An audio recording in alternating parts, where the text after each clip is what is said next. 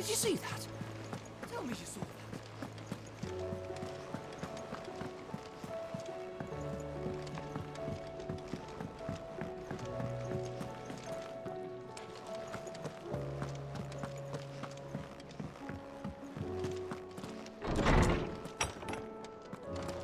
Is a storm coming, Sid? Will there be...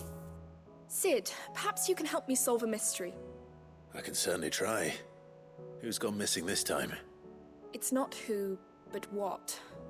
Mid's scales, the ones she made for her workshop.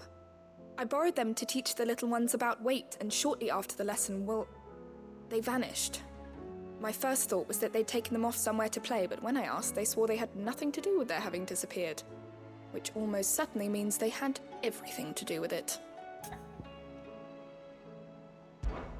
Perhaps a visit from Sid will jog their memories. I think it just might. Thank you. I don't like to imagine that my pupils would lie to me. But if they have, I'll have no choice but to discipline them accordingly. They were in the atrium when I last saw them, as always.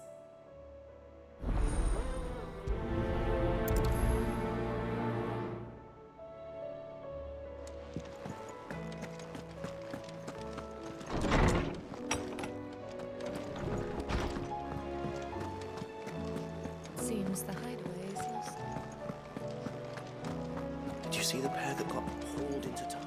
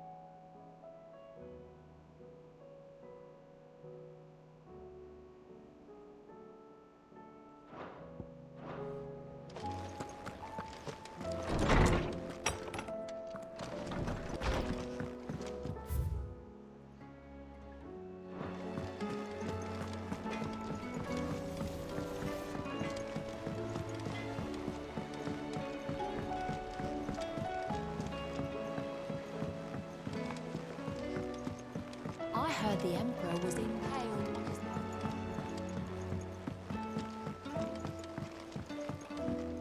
We're all gonna die! You hear me? What do you reckon we should do? I say we should just tell Miss...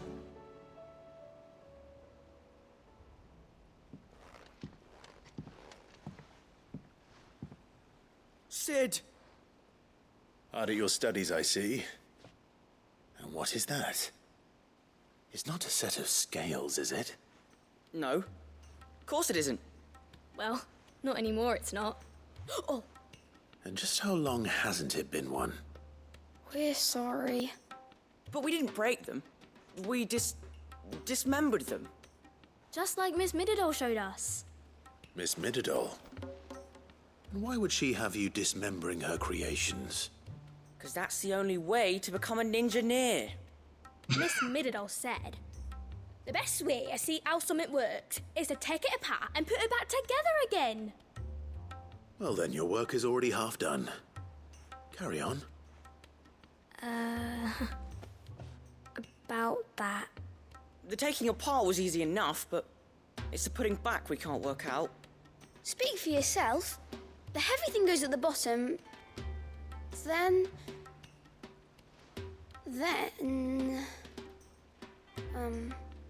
You three need to learn to take responsibility for your actions.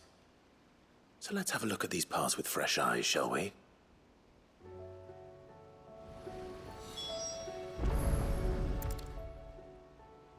All right. Everything here was once part of Miss Mididol's scales. Every piece has its own role to play, and each is just as important as the others.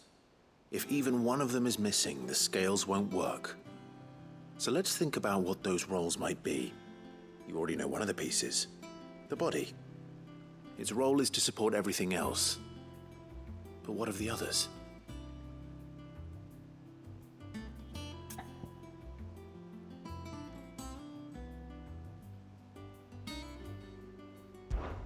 This is called the arm. Why do you suppose that is? It doesn't look much like an arm. You're right. It looks more like a wing. Like a chocobo wing!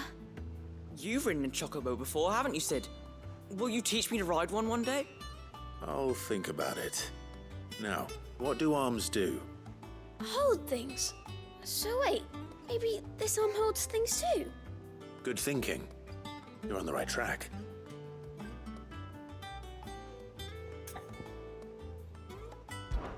These round parts are called the pans. You all know what a pan is, don't you? I do. Molly uses them in the kitchens to fry bangers. But these aren't for frying bangers, you idiot. They're for weighing stuff. But what if I wanted to weigh Goots? I don't think he'd fit on that little thing. Probably not. What are the chains for? Holding the pans up? Well spotted. Which means something must hold the chains up in turn.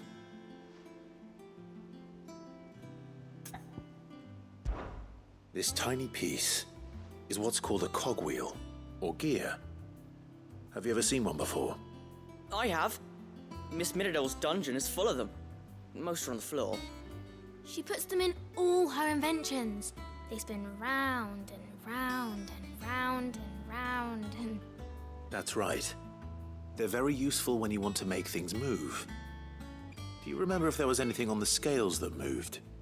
I remember the arm moved when I tried weighing an apple. And then somebody ate it. Not my fault.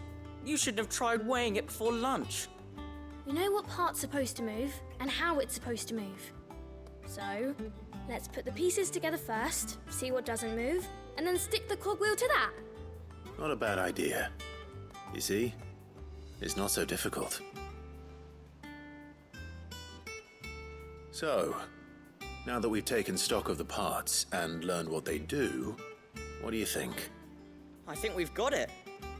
Then here's what we'll do. You tell me what goes where, and I'll put the scales together.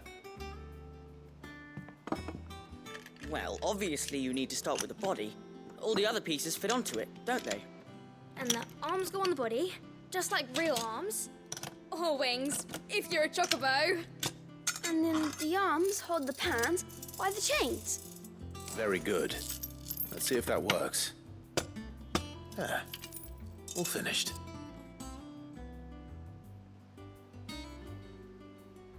Yes! We did it! Well, with Sid's help. Oh, I just put the pieces together. It was you three engineers who showed me how. That's right. We're Miss Middledale's hares. Her hairs. Yeah, hares for the future. She's showing us her secrets now, so we can help out the hideaway when we're older. What do you think, Sid? Are we almost ready? With a little more help from Miss Middledale and Miss Shirley, I'd say it won't be long at all. You hear that? It won't be long. Until then, though, do try to be honest with Miss Shirley.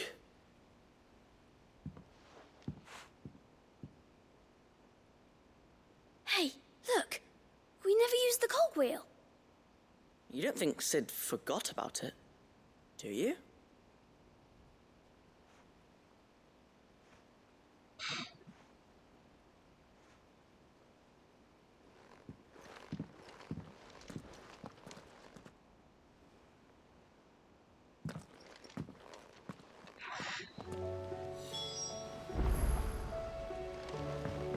Didn't happen to forget anything, did you, Sid? Didn't happen to forget anything, did you, Sid?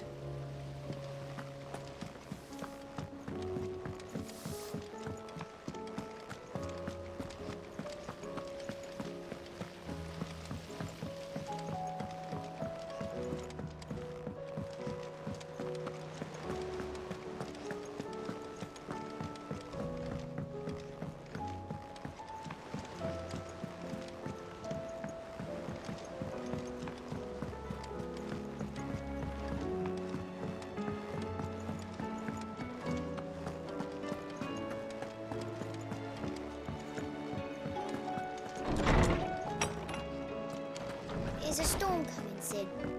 Will there be... Well, did you solve the mystery? It was as you thought.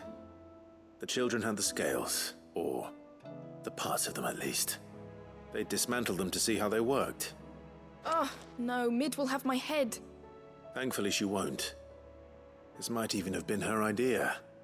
Although I was the one who ended up teaching the lesson. I'm so sorry, Sid. I know how busy you are. I shall see that the children are properly punished. Please, there's no need. Mid seems to have taken the three of them under her wing. She's even calling them her heirs. She'd have them follow in her footsteps. And her father's. I see. Sid, do you know why Mid has been spending so much time at the hideaway of late? She told me it was because her studies have been interrupted by events in Canva. Is that not true? No, it isn't. The university offered her a commission. In exchange for full tuition, room and board, they asked her to oversee the design of several new war engines. To anyone else it would be an opportunity, but to Mid, who lost both her parents to war, it was a bitter pill. One she was none too keen to swallow. But that should come as no surprise. She's only ever cared about bringing people hope. The very last thing war can be said to do. Which explains her heirs. She's working to give them a better life. And so should I. What's the odd engineering lesson? Oh, you've given them far more than that. And I'm sure they're very grateful.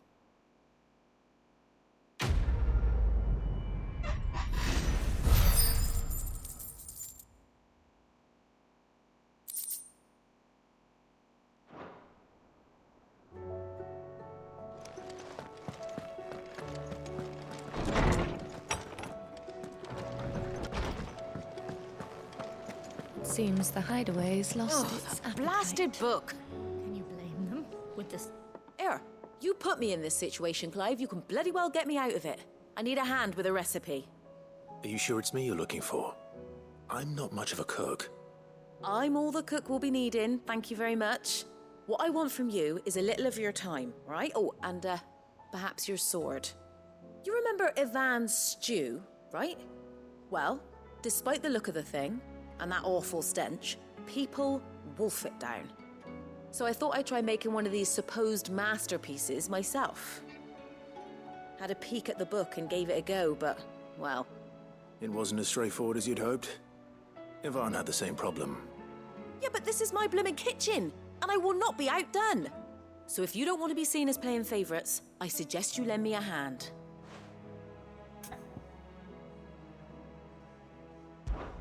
I've never been one to play favorites, Molly. And I would be only too happy to lend you a hand. So, what's on the menu this time? A fried mortress of skyworm. That's one heck of a name, innit? Recipe seemed easy enough to an old hand like myself. Thought I'd followed it to a T. Only, turns out skyworm livers and drake's mint are not what I thought they were. At least I hope they're not, given the rancid mess they made. Ivan said the recipes in the culinary pilgrimage date back centuries. Who's to say the ingredients even exist anymore? Wow. That's a question for a scholar, wouldn't you say? Perhaps you know of one? Kindly old fella who haunts the shelves, maybe? Fine. I'll go and speak to Harpocrates. Perhaps he'll know something. And if he does, I'll see if I can find your ingredients for you. You do that. Lest we forget, you've got a reputation to uphold.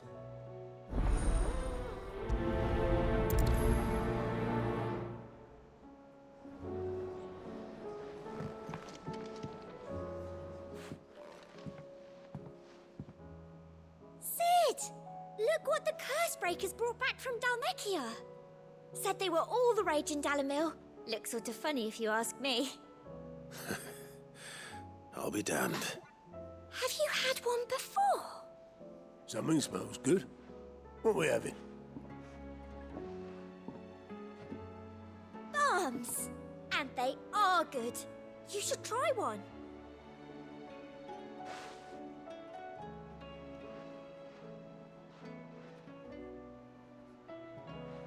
Eh?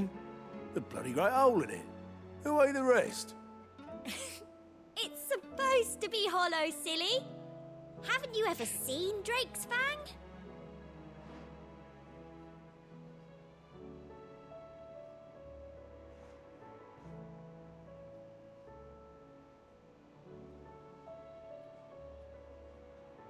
The skies as they are.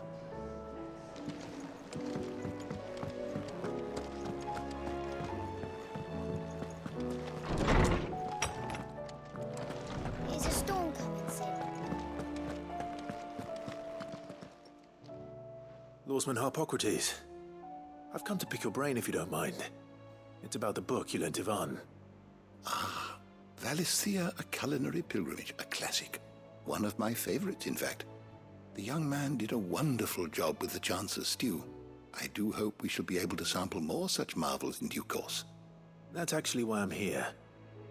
I don't suppose you know where I might find skyworm livers and drake's mint. So the fabled Sandbrequois delicacy is next on the menu. Delightful. The descriptions of fried mortress never fail to make my mouth water. Now, skyworm is a somewhat antiquated name for the wyvern, their ground livers being the paste from which the mortress is made. Dragon livers. How very Sandbrequois. One would have thought the disciples of Bahamut would have a touch more reverence for their icon's brethren, but apparently not. I believe the specific dragon the recipe demands is the blueback wyvern, said to be the very color of the sea beside which it resides. So we know where to look for our liver.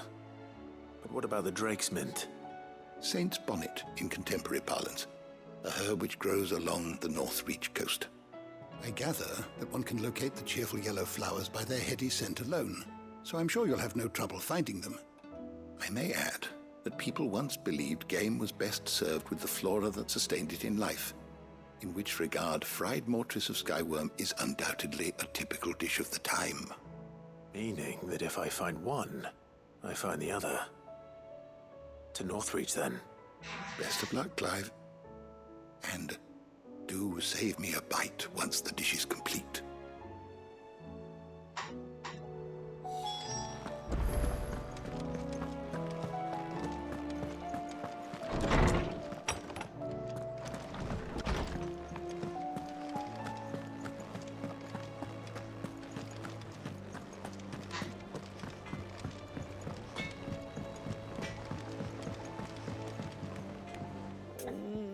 What am I gonna do? Is everything all right, Goots?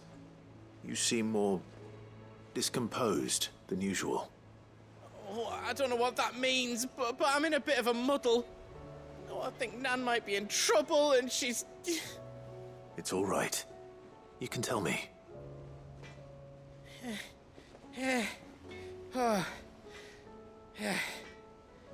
There was a trader came by. One of our usuals, like. Said he'd heard some rotten rumours about her down Dallymill Way. Folk are saying she's been selling to bandits and cutthroats and that. I mean, she's fond of a chance to make a coin or two, aye, but she'd never do business with baddies. Especially not the kind who go hurting people who haven't done out. I wanted to ask her about it myself, but I'm scared she'll give us a tongue lashing. She'd never give your tongue a lashing, though, would she?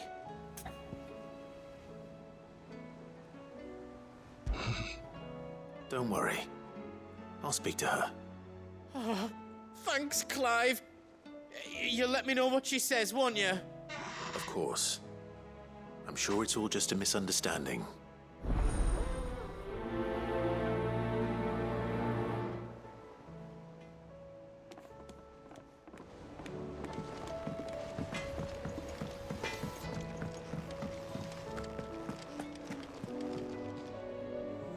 Lady Karen, how's business? Not nearly as foul as the weather. You're doing good trade then? Both in and out of the hideaway? Can't complain. Wait, what exactly are you getting at? Not once in 5 long years do you pay my affairs half a care, But here you are today, raking me over the coals like a bloody popoto. Just asking. Out of interest. All right. I'm here because I was told that certain rumors have been circulating. About you selling weapons to brigands. Oh, are you? And who was it who knows me so well as to tell tales of my evil exploits? I didn't exactly hear firsthand. All I know is that someone in Dalimil has been spreading word to that effect. And what? You believe it? You think I'm profiting off the blood of innocents, do you?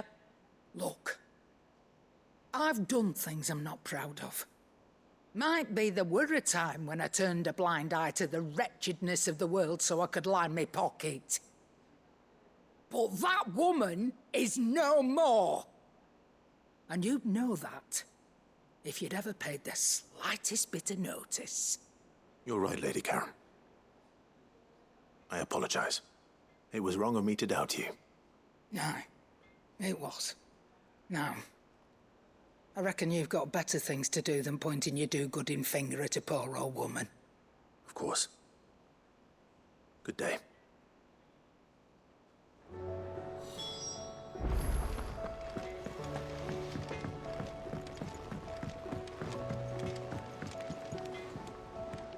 I spoke with Lady Karen. What did she say? That the rumors were unfounded, and that I was a fool for thinking they might hold any truth, along with some other things that made her feelings clear. And while it sounds like she may have done things she regretted in her past, she says those days are behind her. Oh, well, that's good. I knew Nan wasn't caught up in out bad. But why would people say she was? What did she ever do to them? It's not right. No, it's not. But people do things for all sorts of reasons. Perhaps we'll never know. Well, I'm going to find out. That trader, he said they were all talking about her in Dalimil. So that's where I'm going. I'll find someone who'll tell me, you'll see. Are you sure that's wise? Whoever's spreading these rumors means Karen ill. Oh, right. But that's why you'll be coming with me, isn't it, Clive? I suppose it is.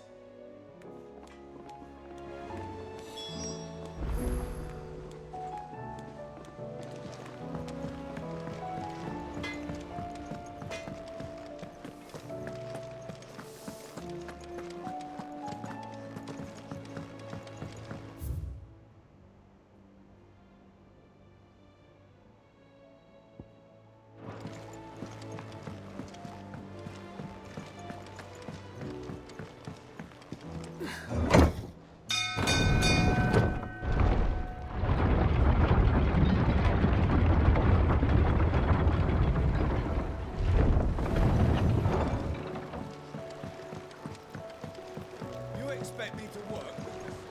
I'd say we were in for a storm.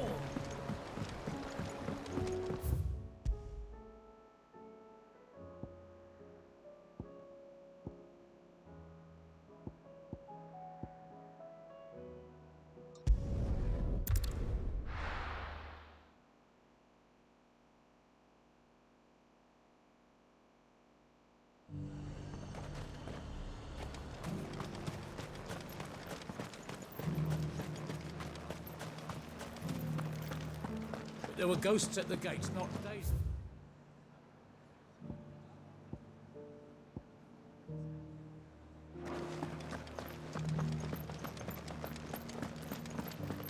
You needn't fret. The creatures are...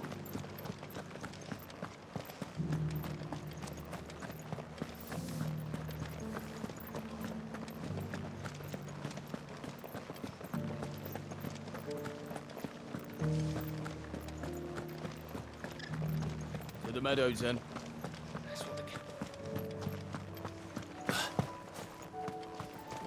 You'll show it, brother.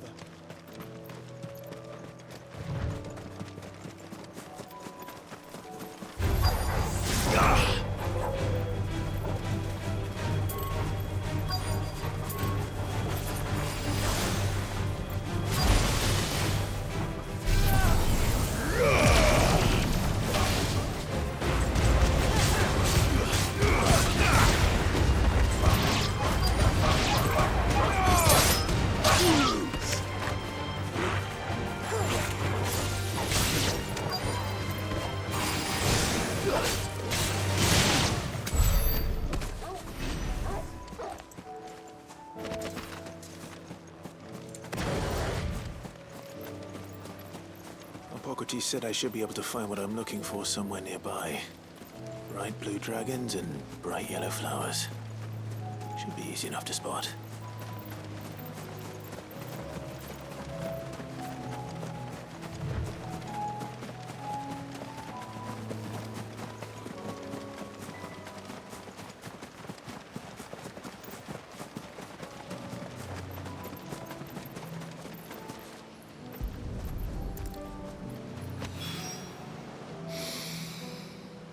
Now that is heady. This must be the Drake's Mint. That just leaves the Skyworm.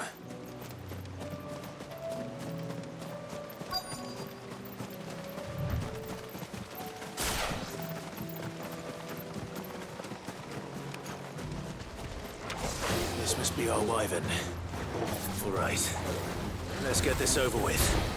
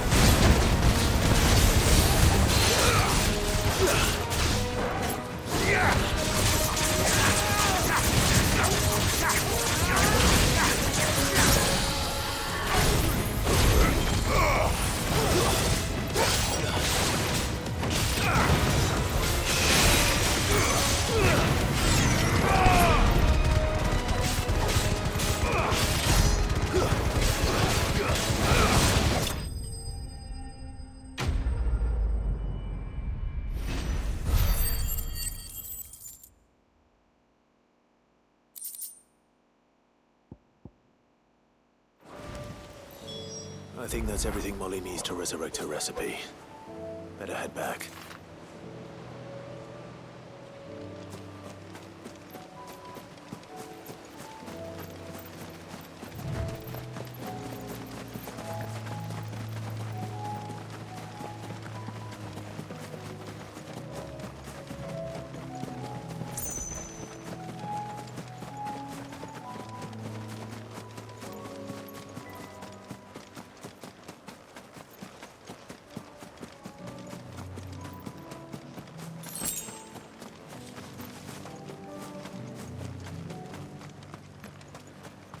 You heard the herald.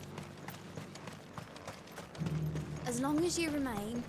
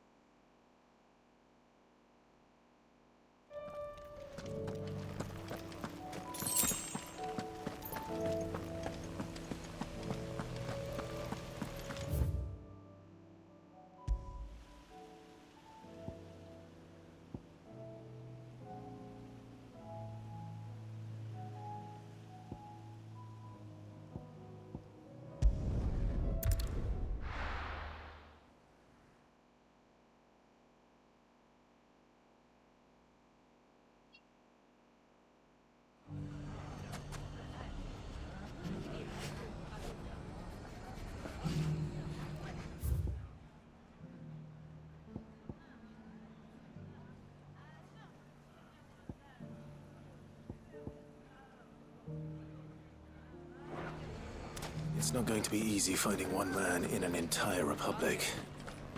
Let's hope someone here's seen something. It shouldn't be too hard to find Goots. The gentleman of the town guard was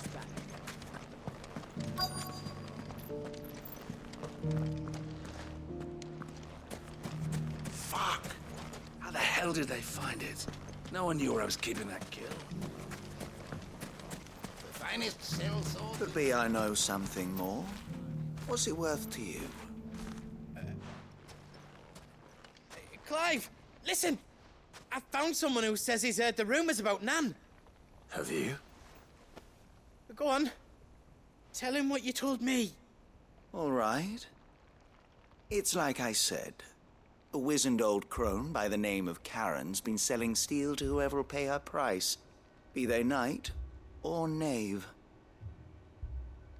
Says the more swords and spears she puts in people's hands, the more war they'll wage. And the more war being waged, the more call for swords and spears. And who will they all turn to keep them in steel? Why, the good Reaper herself. And you've seen this Reaper at work? Aye, it just so happens I have. You'll find her right here plying her trade most days. Here in Dalimil? Where exactly? She has a stall here in the market, but if you're not the patient type, you can probably find her at her storehouse on the edge of town. But it'd be a bolder man than me that braved that particular nest of vipers. Feeling bold, traveler? I hope so, for your sake. Now, if that's all, I have places to be. Sorry to have kept you.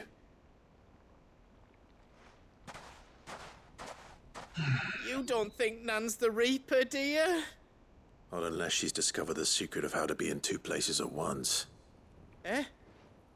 What do you mean? Lady Karen hasn't left the hideaway in weeks. So who has been running this stall he spoke of? Good question. I'll go and have a look. And I'll visit this storehouse on the edge of town. All right, but be careful, Clive. You too, Goots.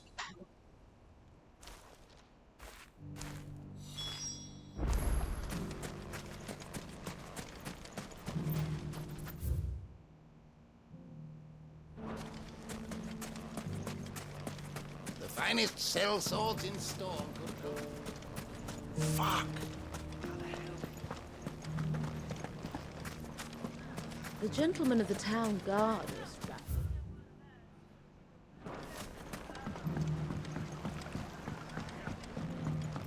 What a mess.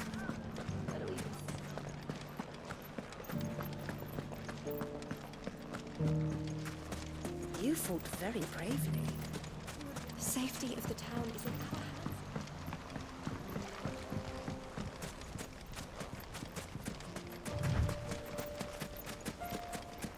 Time to brave the Viper's Nest.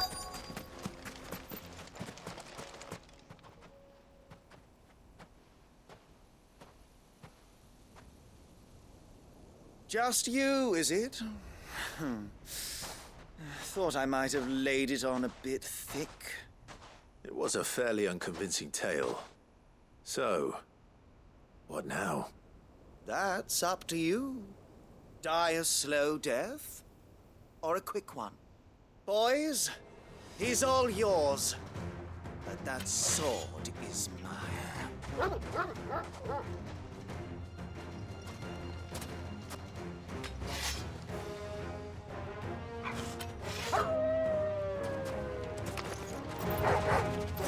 Leave now, or we can pretend this didn't happen.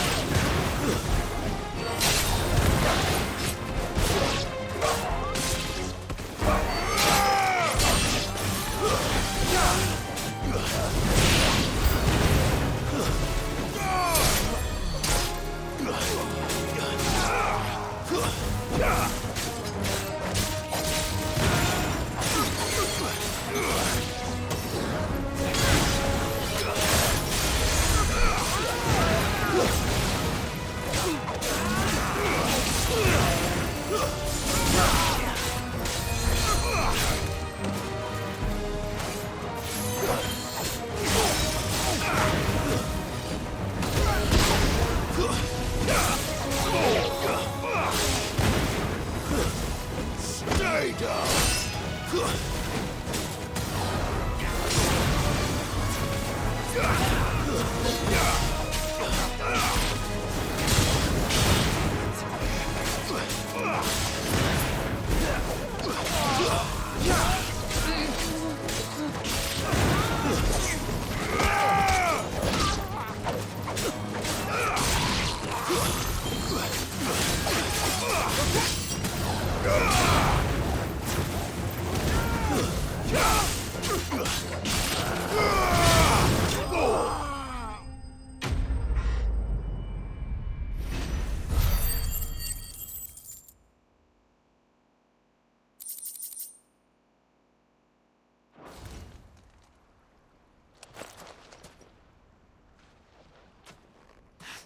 Oh, you've done it now.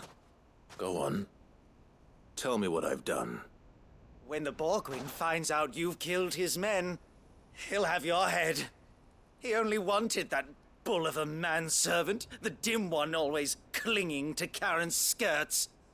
You weren't even supposed to be here. Who the hell are you anyway? What were you going to do to him? The Borgwin wanted him to get to Karen. I was only supposed to point the lamp in the right direction once he arrived in Dalamil. But then you turned up. Well, go on then. If you're going to end me, end me. You're not worth the effort. Now be gone, before I change my mind. Fucking coward! I need to find Goots. Right now.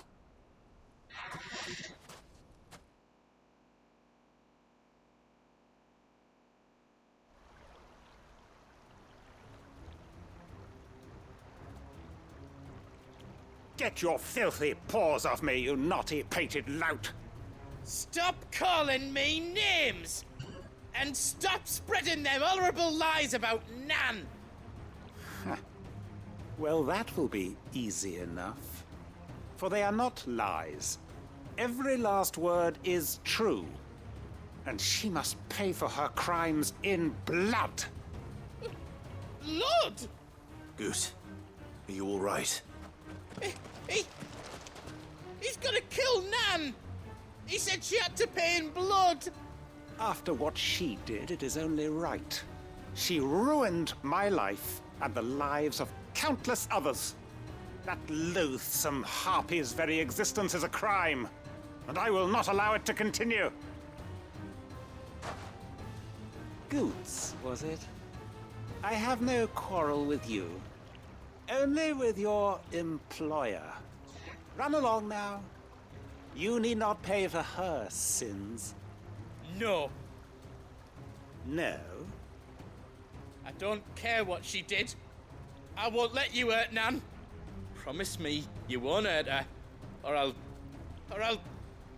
kill you myself! Goot, no. Enough, all of you! Karen.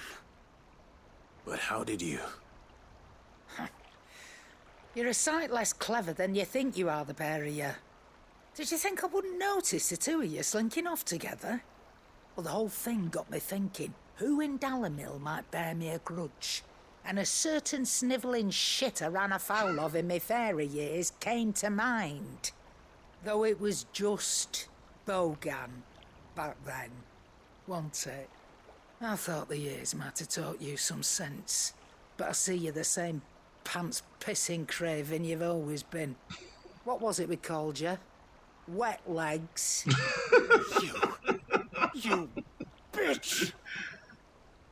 Everything that happened, it was all your fault! And now you'll finally pay for what you did to me!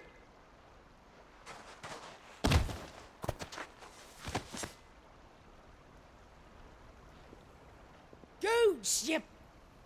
If you want a piece of Nan, you'll have to go through me. Fuck! You great galoot. Out of the way, I can handle this myself. So, wet legs. You remember what you told me when we last met? An eye for an eye. Wise words, Sam. Wise words. And now, it's time to collect.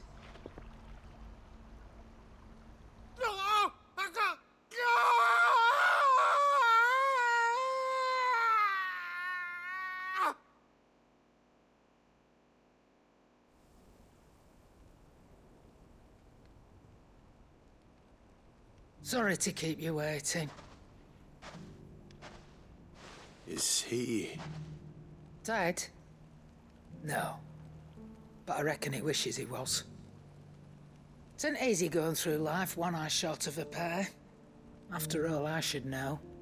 You don't mean... Oh, don't tell me you didn't notice. Lost it to old Wet Legs back when we were working the same routes. Said I'd stolen from his strongbox. I'd done nothing of the sort, mind. But that didn't stop him taking his little revenge. So I took some of my own. Sorry, lost everything. His coin, his clients. Always knew he'd be back one day to claim his due. But he crossed a line dragging poor Goots into this. He didn't hurt you, did he? No, Nan. Still got all my arms, see? Legs too. But what if he comes back again? What if he does? First we take the other eye, then we work our way down. He'll learn his lesson soon enough. But something tells me the Wet Legs has learned it already. Right. Let's get you back to the hideaway. You've attracted quite enough attention already. Ta-ra, Clive.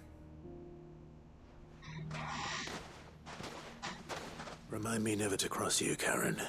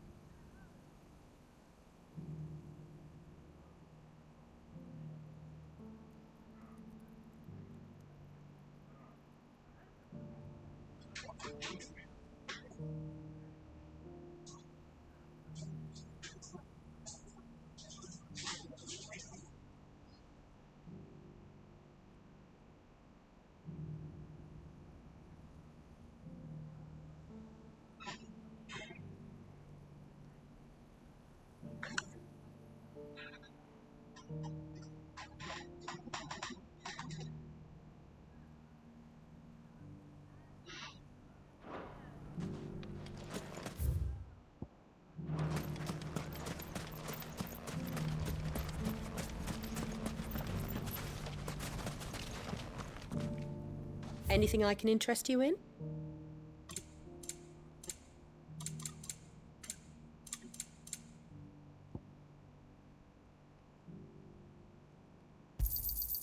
My thanks. Fare you well.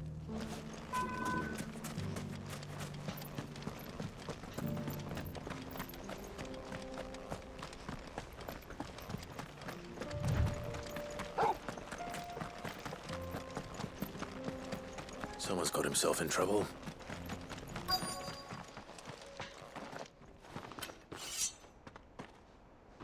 I don't see your master here, so you can start by giving us all the coppers in your purse. I already told you, I have nothing. Then maybe we'll take that pretty outfit and the steel you're wearing. Please! These men are trying to rob me! I'll deal with this. Thank you. You that one's master, then? If you kindly pay the coin he owes us, you can pretend you didn't draw your blade on Republican soldiers. Or you can go back to your garrison and I won't report you to your captain. Oh, you're more than welcome to. He hasn't had many visitors since we slit his throat. Wow.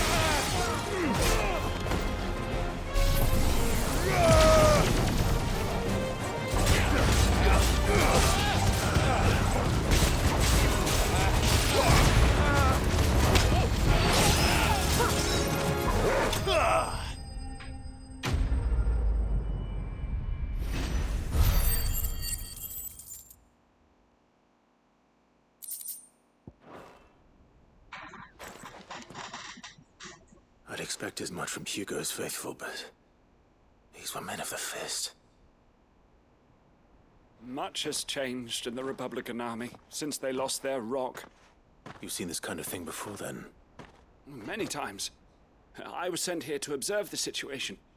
You're one of Rutherford's men. He sent me to look for you. Well, then you have my thanks. I fancy I could defend myself against one, perhaps two, but a whole regiment.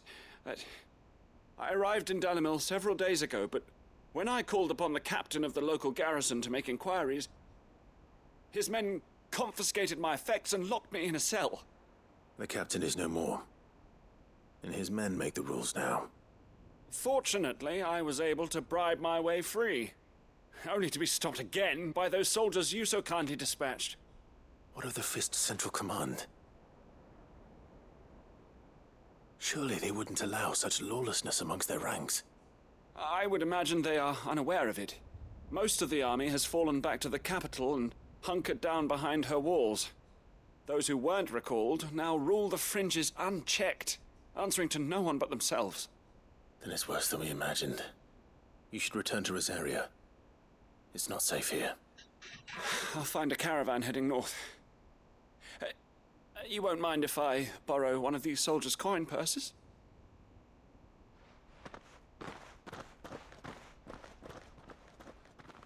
Not at all. Now, to find this second associate of Rutherford's. If he was bound for Oriflamme, I'll start at Northreach and see if I can pick up his trail.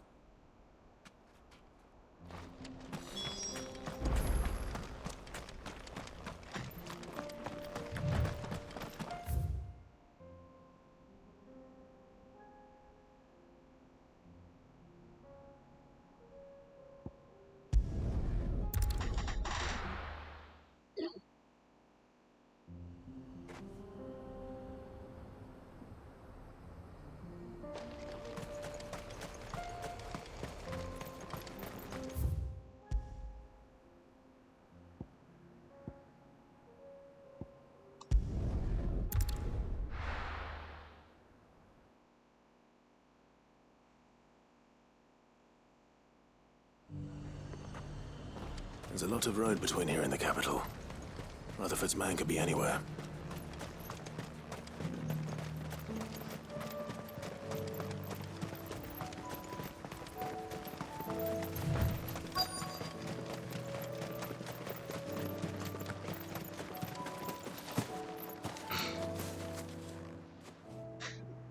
What happened here?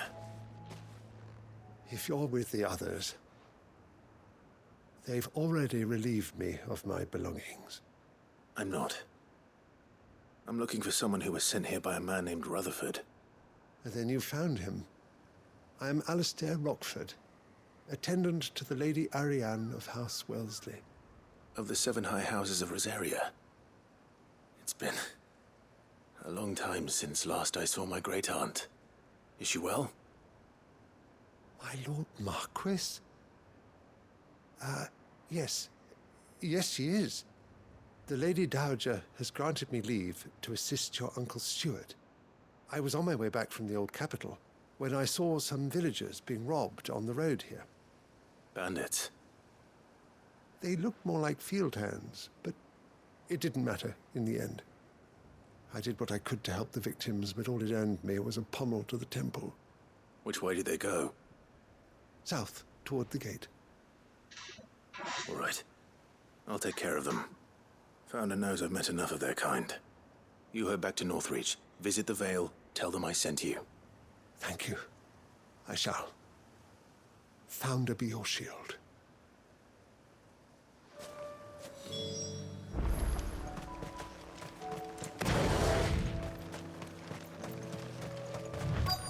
They just couldn't resist, could they?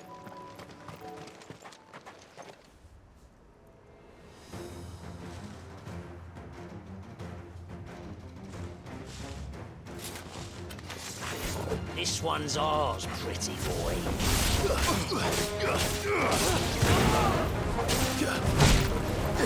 Fucking bitch.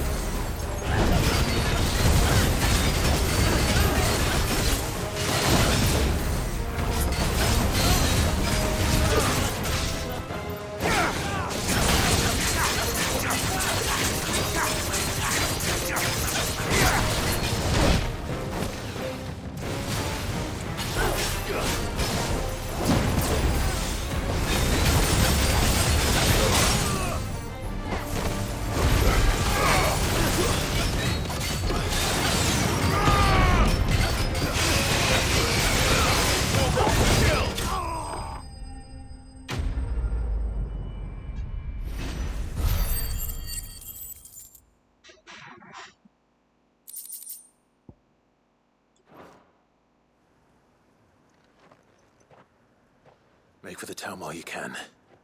There may be more bandits nearby. You don't need to tell me twice. Many thanks, traveler. This looks to be all of them. I thought I told you to make for the Vale. And stand by as ill might befall the heir to the ducal throne.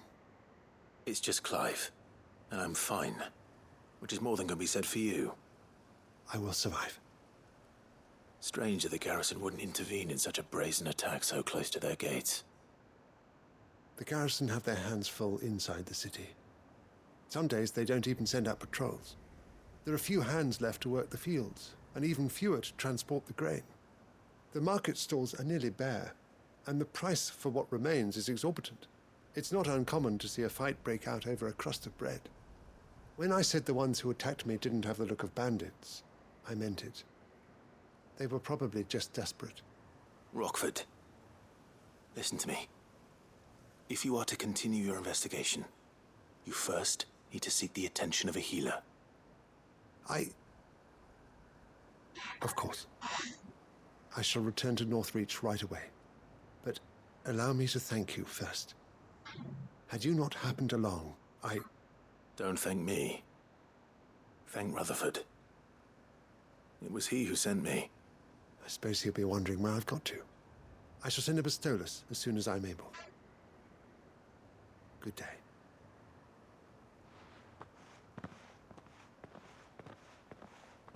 My uncle certainly has his work cut out for him.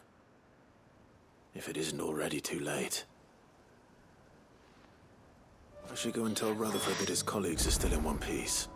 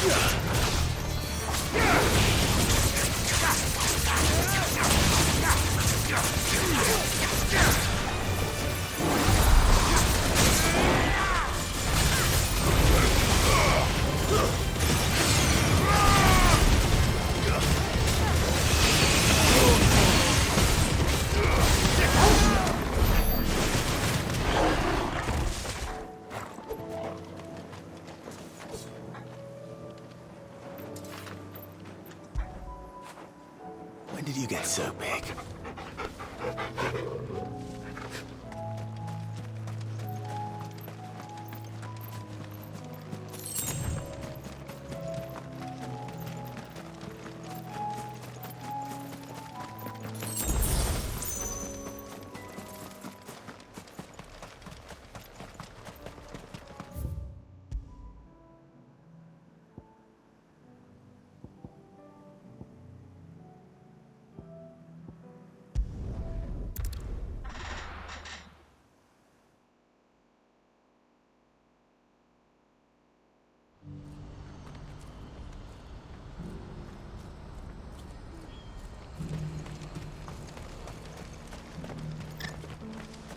If we're going to do this, we'll need help. Emma. Clive, your timing is impeccable. It just so happens that right at this very moment, we're in need of someone with your talents. And what talents would those be? Why, your fearlessness and your skill with a blade. I'm listening. Well, as I'm sure you're aware, when these dark skies swept over the Republic, so too did a wave of chaos and confusion. Randalar has been particularly badly affected. Many of the capital's bearers have lost their masters, or taken the opportunity to flee them. None remain free for long, of course. Most find themselves under the protection of the Fist before they get far. But the army too is in disarray, and finds itself unable to provide for its new charges. Which means it has been looking to sell. And you've been looking to buy, to make sure these masterless bearers remain that way. Precisely. It's the perfect opportunity to free dozens more, and for an attractive price, no less. So where does my skill with a blade come in? Though we may have the funds to buy these bearers, we have nowhere to house them. So we've been searching for a place where they can be resettled. Somewhere far from the prying eyes of those who would see them enslaved once more. And we believe we have found one. Cashlock. A small hamlet hidden in a canyon. The place was abandoned a long time ago, but when the men moved out, the beasts moved in. And so we seek the aid of a fearless swordsman to encourage them to look elsewhere. You'll help, won't you? How could I refuse? Excellent. Theo, if you wouldn't mind making arrangements for the transportation of our guests, as we discussed. Of course. Leave everything with me. Sounds like you'll have your work cut out for you. I will. We have an entire village to stock and furnish. Residents and all. Even if I begin right now, I'll be working day and night. So I'd better get started. Try to clear the place out before the wagons roll in, won't you? I'll do my best. You will find a village in Chairdra's Thread, past Lateney's Cleft. My man there will open the gate for you. All right. Wish me luck. I'm sure you won't need it.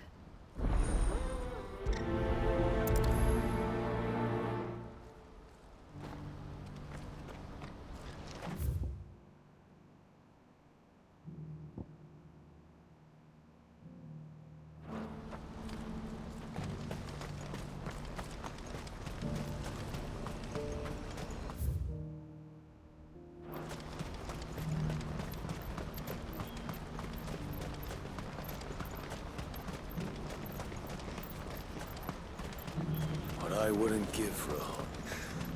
Looks like this is the end of the road. When are they gonna let us through?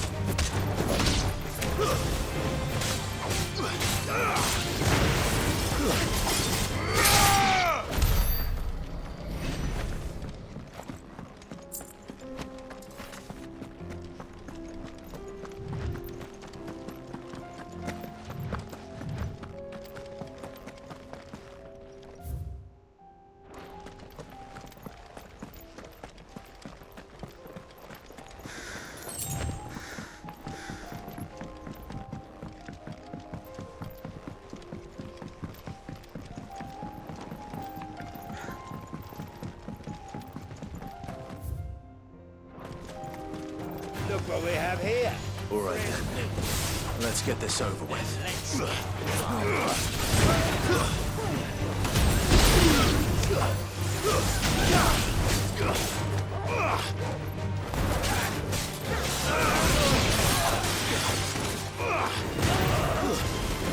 Stay down.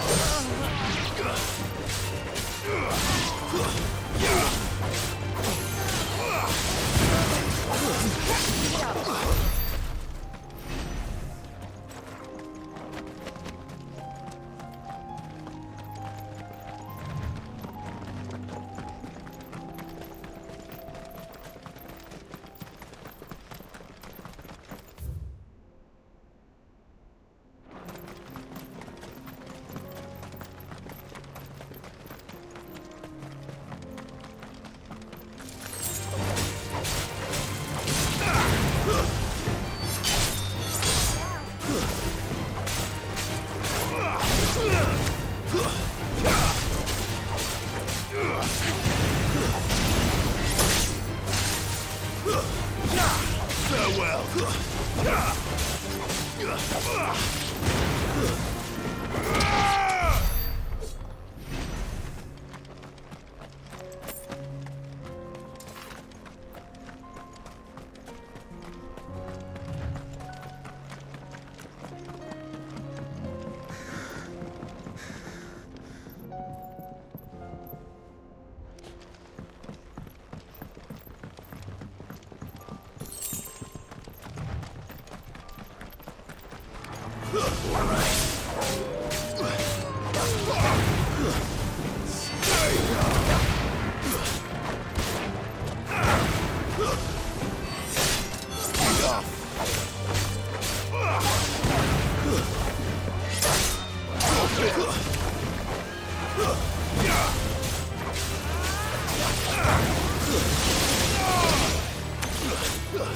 Display, brother.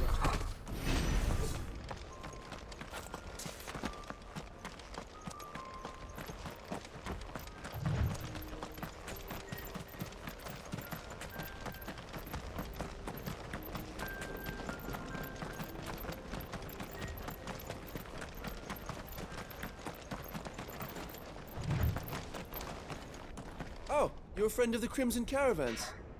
And by the look of you, I'd say you were the help they told me was on its way. Cashlock's just down there, if you'd be so kind.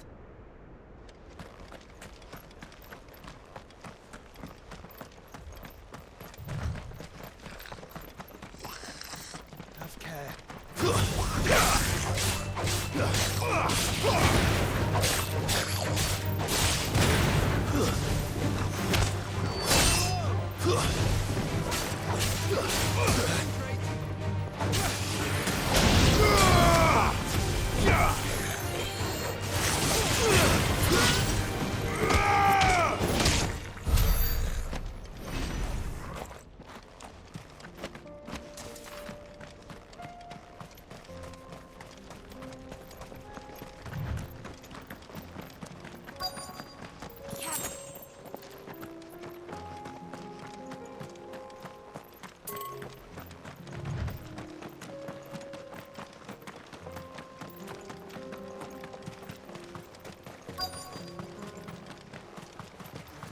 This must have been a nice place once. It will be again.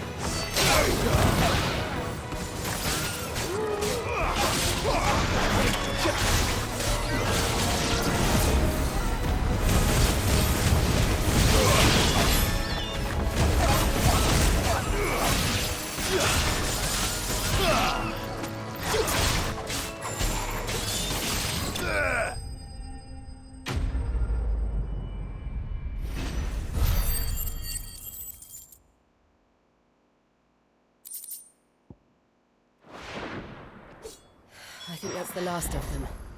I think you're right. Let's head back to Boklat.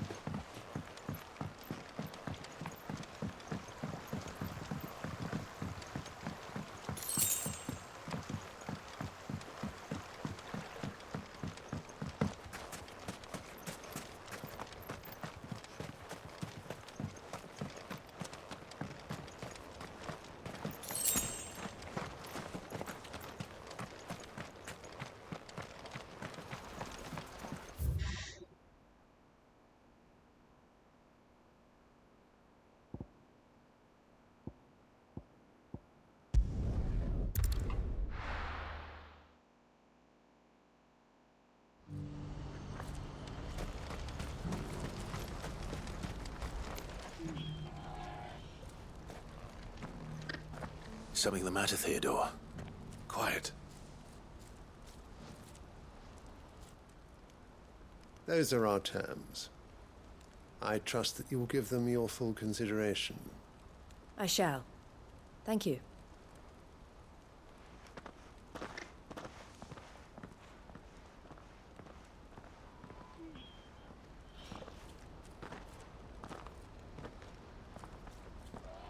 Him again. Someone you know? Yes. And, no. But enough about him.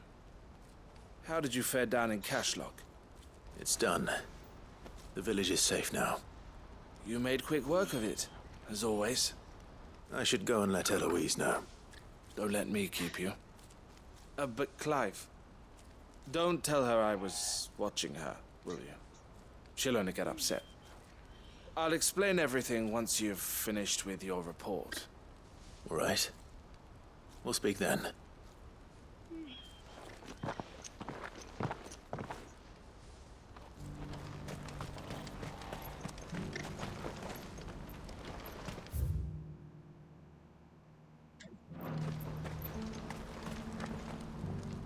Eloise, I just got back from Cashlock.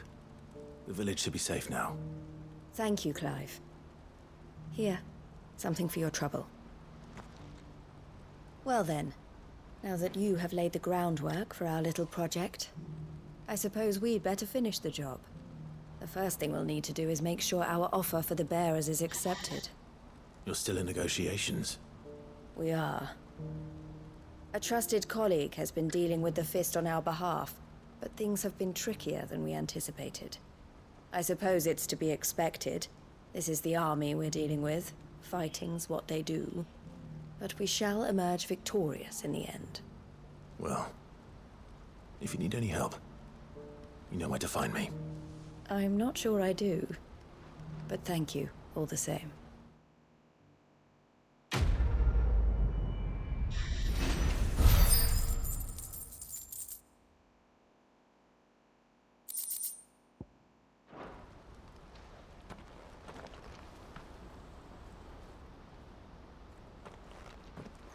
Ah, Clive. You wanted to talk?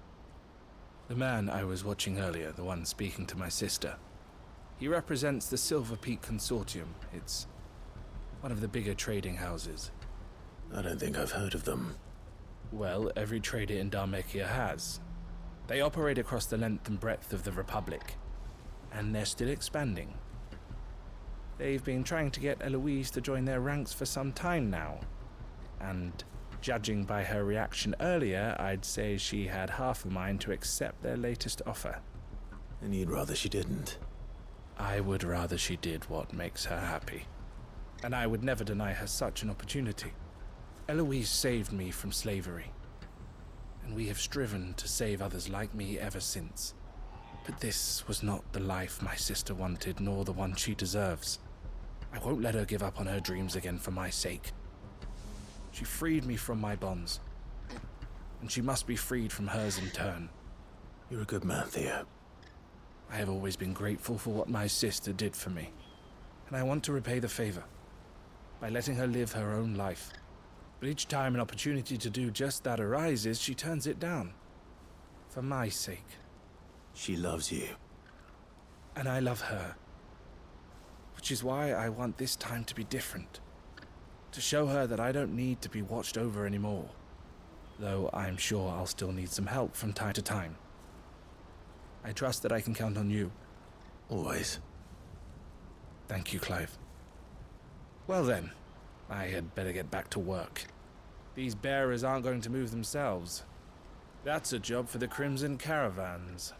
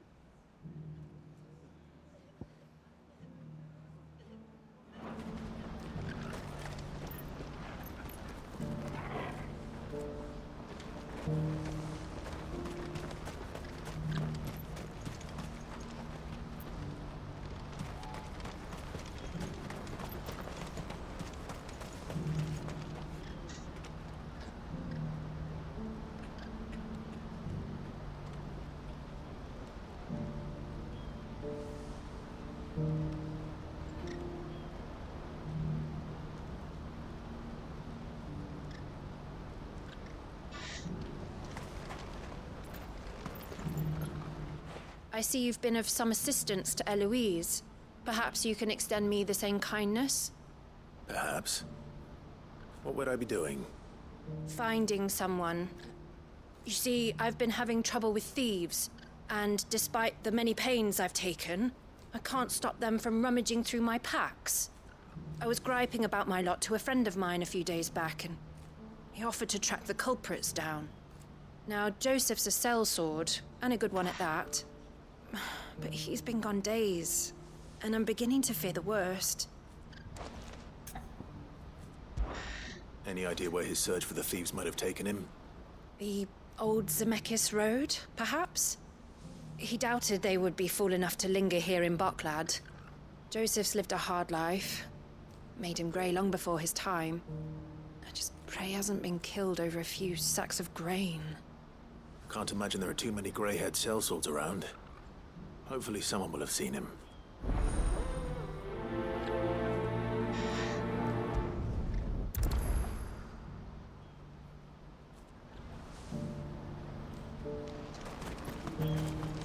What I wouldn't give for a hot When are they gonna let us through? What do you want? I've no coin on me. Just information. Has a sellsword passed through here? Grey hair. Now you mention it, there was a young man with salt in his mane sneaking around out there a while back. Which way did he go? How am I supposed to know? Buggered off down the road, I expect. Now why don't you do the same and leave me be?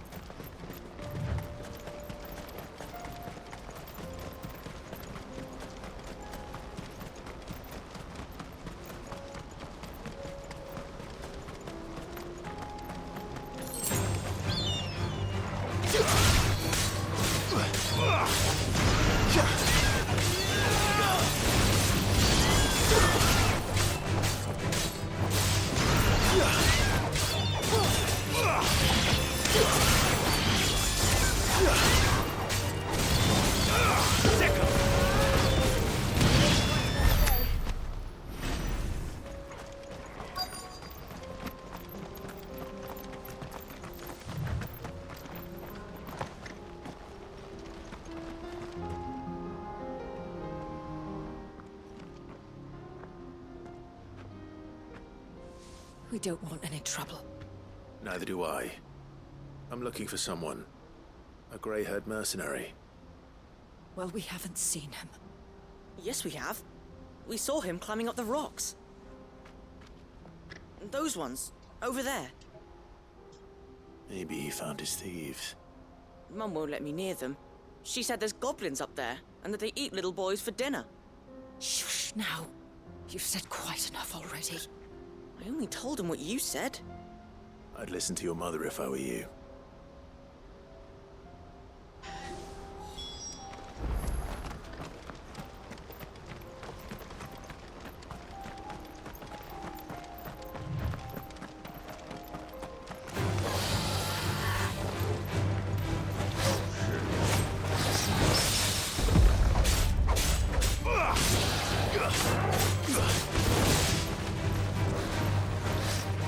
Too slow.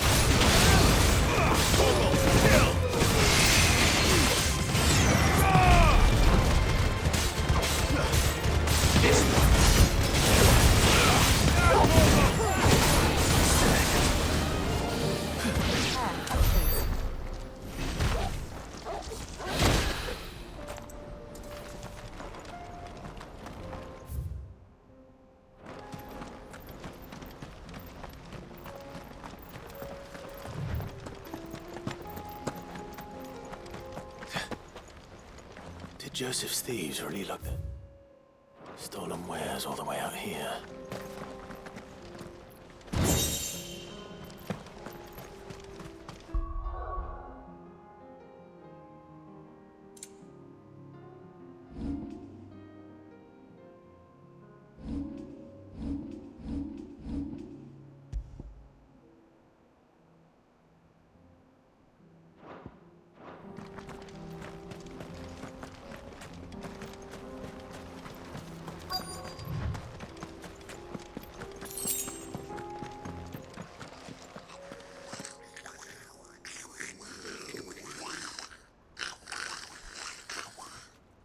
I think we found our thieves. They don't look happy to see me.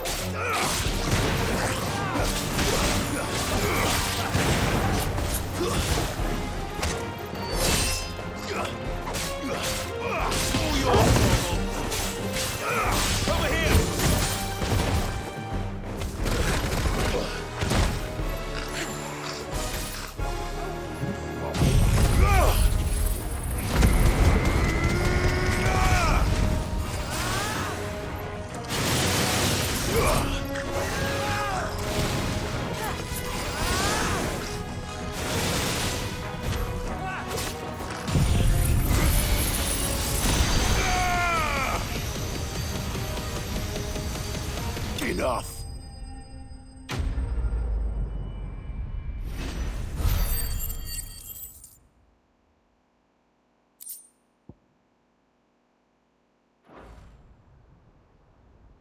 Let's get this over with. Stop! Don't kill him, he's just protecting his home. Joseph? So the boy was right. I don't know you. Your porter friend sent me to find you. She was worried you might have got yourself killed. Have I been gone that long? Wasn't hard finding the thieves. The problem was knowing what to do with them when I did. I take it things are more complicated than they appear.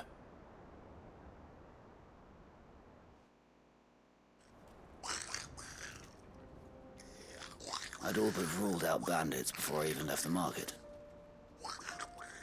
You know what that is? Because our thieves had no interest in gold or gems, or anything they couldn't eat for that matter. Add to that the rumors of goblins in the area, and the mystery practically solved itself. I soon found their cozy little homestead, and all the missing food. I launched myself at them, full of righteous fury, but their leader was the only one who moved to meet me. The others, they huddled around that food, ready to die protecting it. They stole because it was that or starvation. I've been there myself, back when times were hard. So you spared them, and earned their trust into the bargain by the look of it. These goblins aren't native to the area. They don't know how to survive such barren lands, so I've been teaching them. And once they've learned to hunt and forage, they won't be fool enough to risk their necks in Boglad. I'm impressed. I didn't know goblins could be reasoned with. Do me a favor. Let the porter know I'm safe. I'll head back to the market once my work here is done. Oh, and don't mention the goblins. I don't want people coming here brandishing pitchforks. Not now this lot have sworn off thieving. Your secret's safe with me. I appreciate it. Thank you.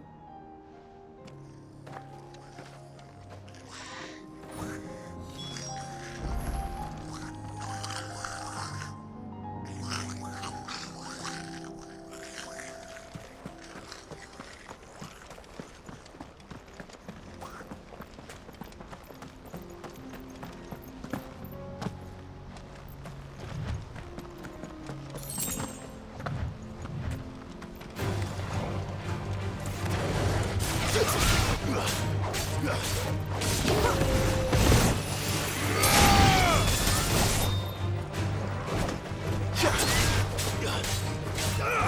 yours, Torgal. Farewell.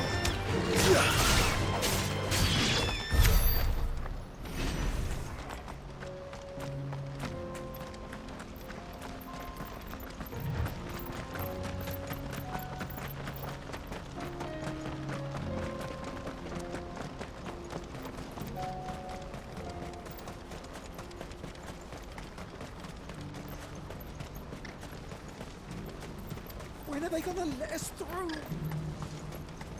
Looks like this is the end of the road for us. What I wouldn't give for a hot meal. Joseph's fine. He'll be back once he's tied up a few loose ends. That's a weight off my shoulders. He certainly knows his business. You found your thieves all right. And I dare say they won't be coming back. A good man to have around, that Joseph. And if he says there'll be no more thieving, that's good enough for me. Thank you for putting my mind at ease. Here, for your troubles.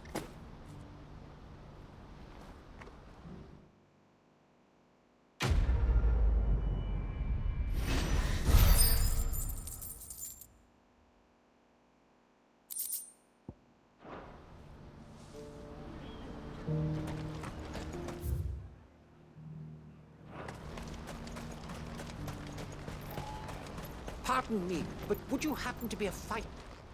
That well-notched steel and impressive physique. I have need of a sword for hire, and yours looks to be a weapon well worth the coin. Might you be convinced to offer me the use of those formidable arms? How exactly do you intend to use them?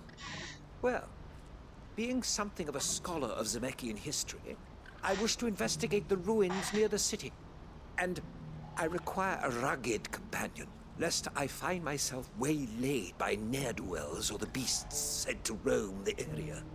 Should you accept, you will not only earn yourself material wealth, but partake of the true treasure that awaits us there.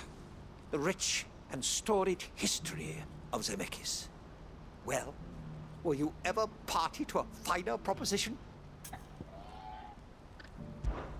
My arms are yours. Wonderful! Then come. We must away. But where are we going? Along the old Zemeckis Road, and from there, onward to discovery. Quickly! There is not a moment to lose. Wait. Good luck with your ne'er-do-wells.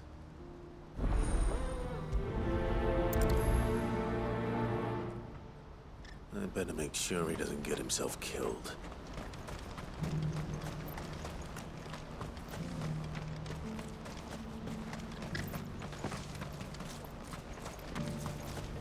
Who needs a porter when there's no...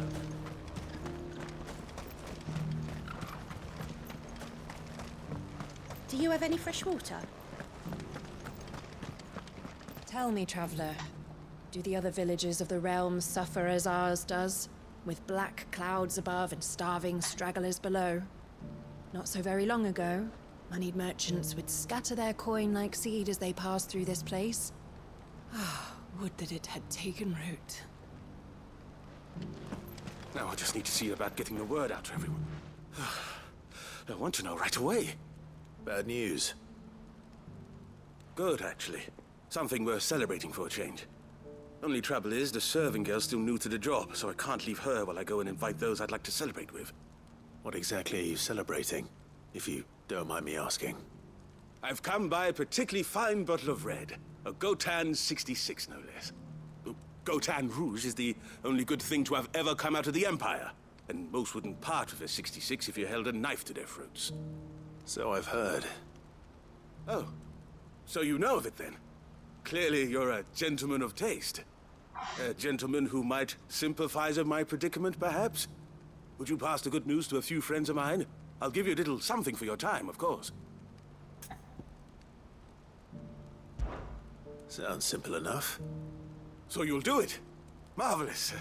Thank you. You won't need to go far. All three of them should be right here in the market. There's Aldrich the porter, Milan the butcher, and Bolek, a guard over at the north gate. 3 of the finest fellows in Boklad, if you ask me. Tell them to come to the tavern when they finish for the day. Stop by again when you let them know, and I'll give you your little something. I'll be right back.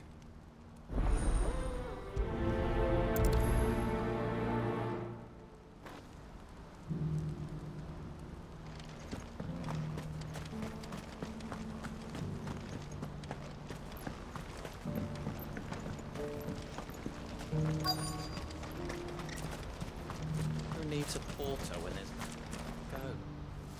I've been asked to find Aldrich, the porter. I don't suppose that's you, is it? That's me right enough. You need something delivered? The innkeeper sent me. He said there's a cup of Gotan 66 with your name on it when you're done for the day. A 66?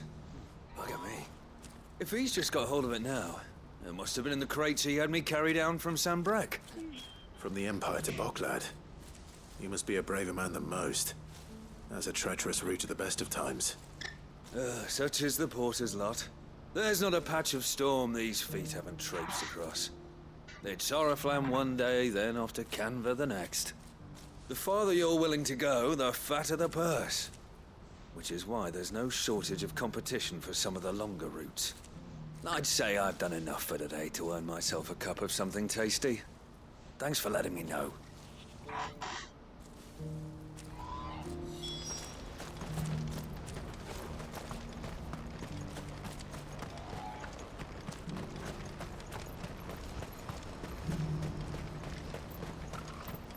Please, a piece of fruit.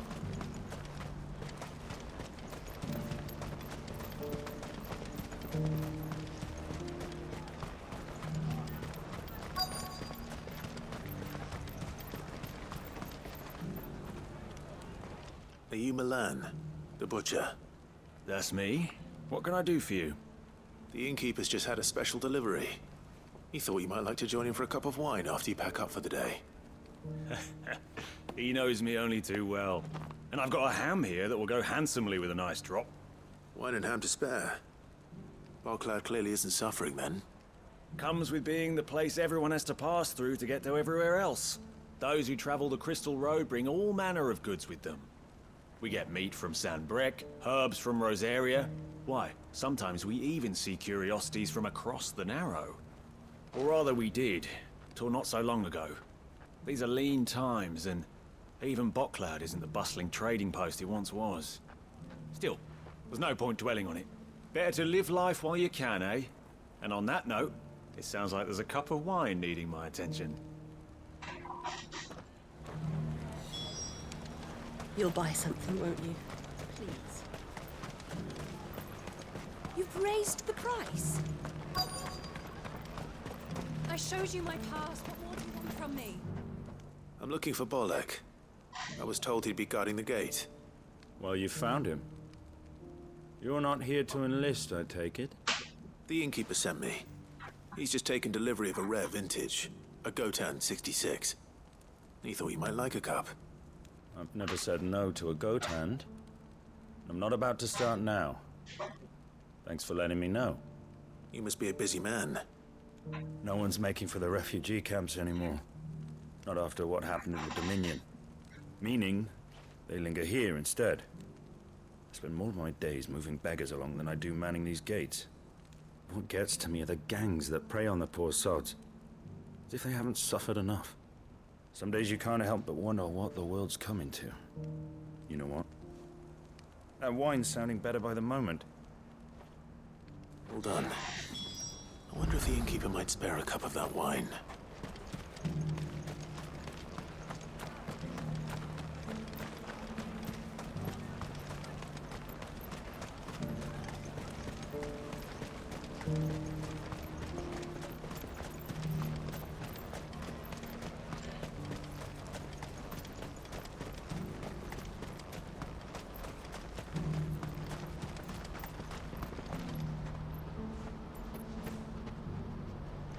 Please, a piece of fruit, a crust of bread, anything.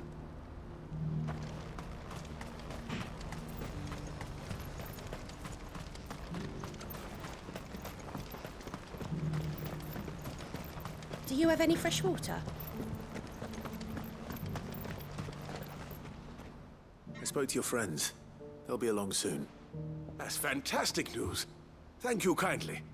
It's been a while since we all sat down together. And the way I see it, that wine is as much theirs as it is my own. How so? Well, I wouldn't be serving anything but slops without Aldrich to go and fetch the good stuff for me. And then there's Milan, who always sends customers my way. And Bolek, an even-handed keeper of the peace, if ever there was one. Those three are the backbone of Boklad.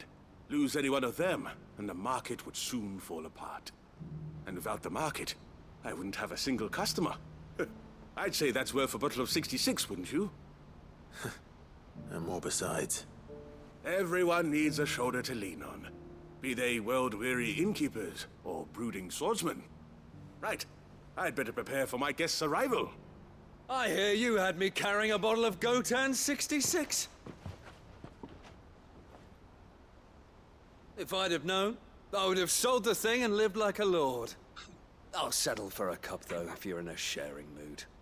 A Gotan 60 bloody 6. Just as well I had something special of my own set aside.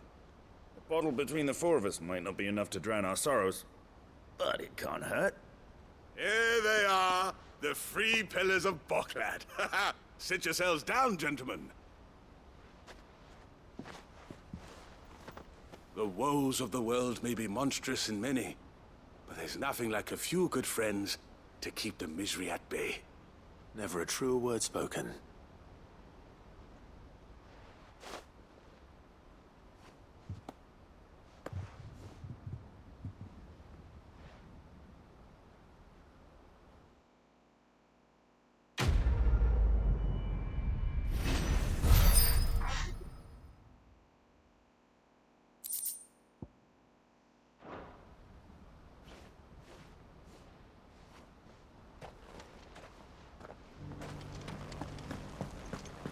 Do you have any fresh water?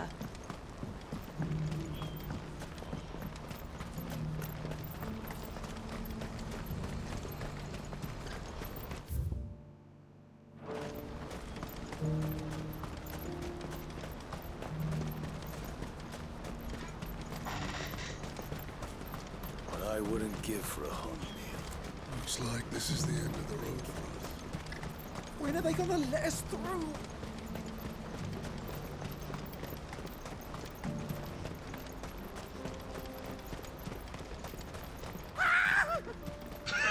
Why am I not surprised? You'll hand over your coin if no one's good for you. Mogul, kill!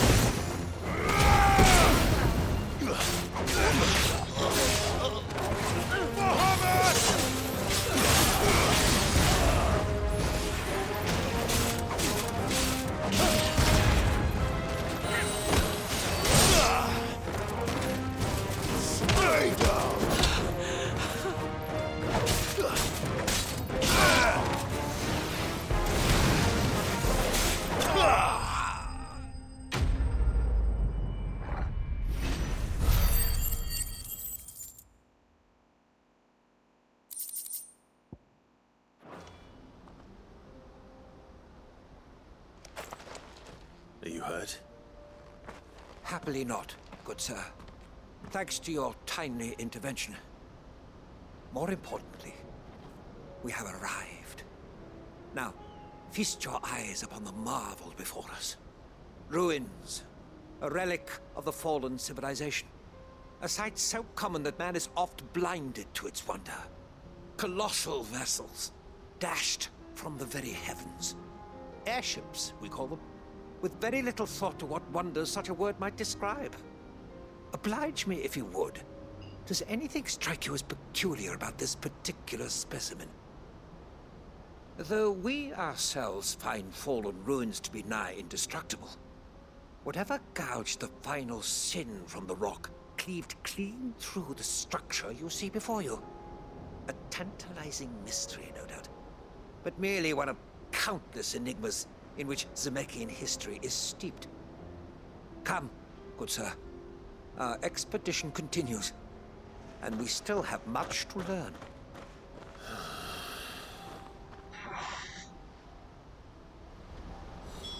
He's passionate. I'll give him that.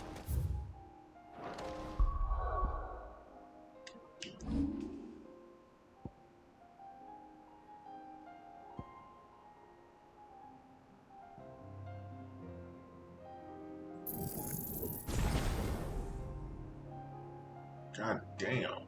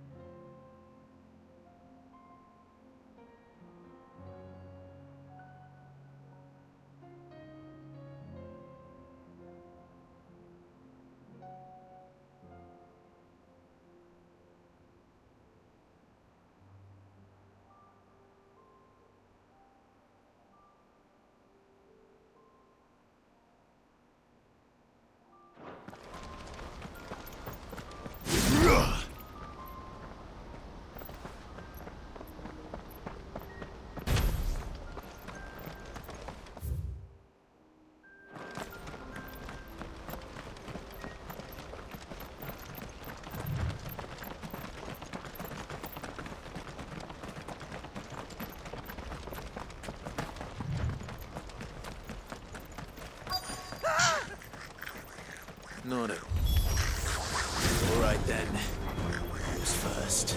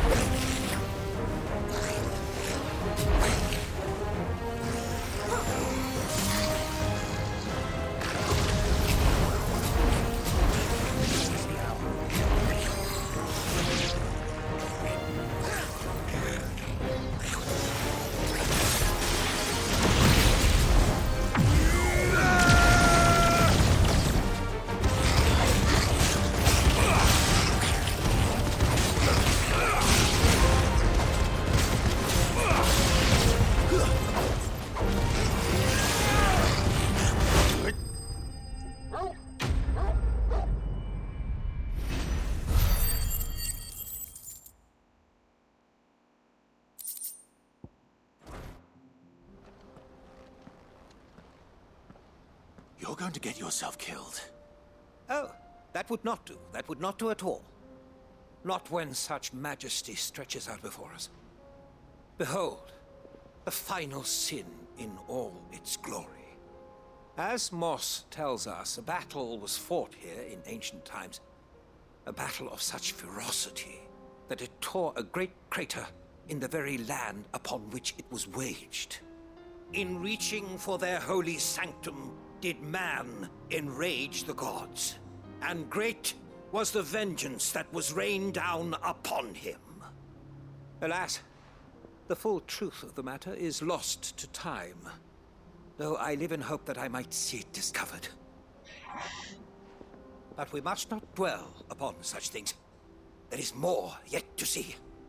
Onward! History awaits!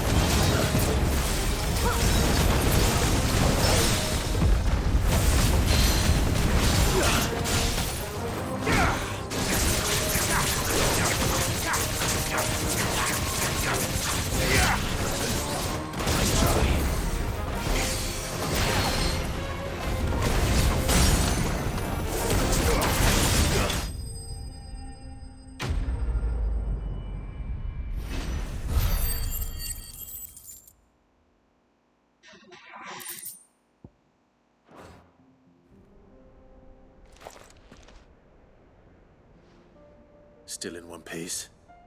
It would seem so. Once more I am in your debt. And once more you impress me with your prowess. These were no ordinary foes, but ones we in the field call echoes. Though Moss the Chronicler concurs with the legends in attributing the fall of Zemeckis to a wrath wrought upon mankind by the gods, he offers little in the way of explanation. Could the ruins we see before us here, in all their elaborate beauty, perhaps suggest an answer? Could the construction of such miraculous edifices have been considered an encroachment upon the province of the divine? Alas, all is mere speculation. But one day, perhaps, I will learn the truth. Not if you keep running headfirst into trouble. You are right, of course. And not only have you plucked me repeatedly from the jaws of death, you have proven yourself a willing audience to my ramblings. Glad to help, but didn't you say you came here to investigate something? I fear I may have rather overstated the case on that front.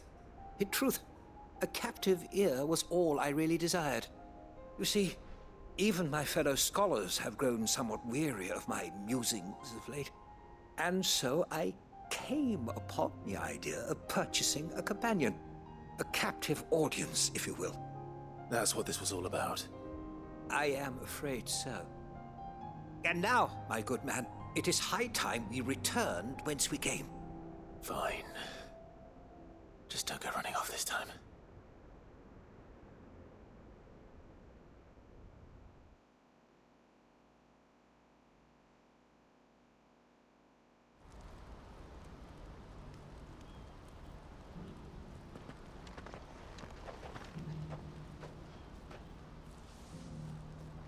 And so ends a delightful day. Here, your reward for humoring my selfish whims, plus a little extra for the trouble I have put you to.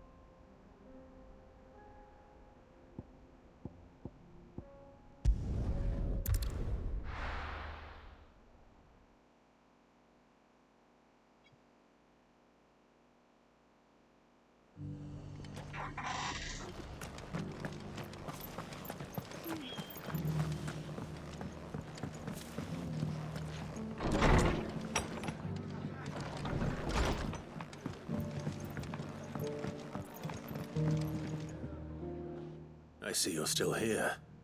The Rest's location affords a constant flow of traders, and with it, a constant flow of information. Speaking of which, I received word from both my associates. They have resumed their investigations, thanks to you. I only happened to be in the right place at the right time. They both seem to think the realm's prospects rather grim. I am afraid that grim would be putting it lightly. Storm is in crisis, and if we are to free her, we must work quickly. And we must work together. Such is your Lord Uncle's wish. As it is mine.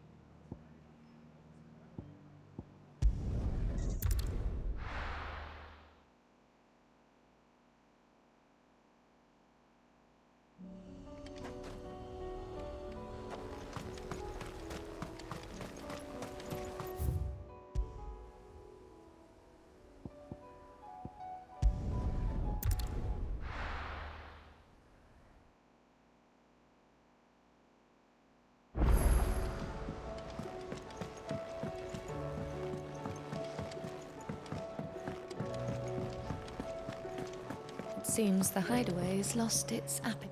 So, did you have that word with Tomes then? I did, and he was as helpful as ever. He told me exactly where to look, in fact.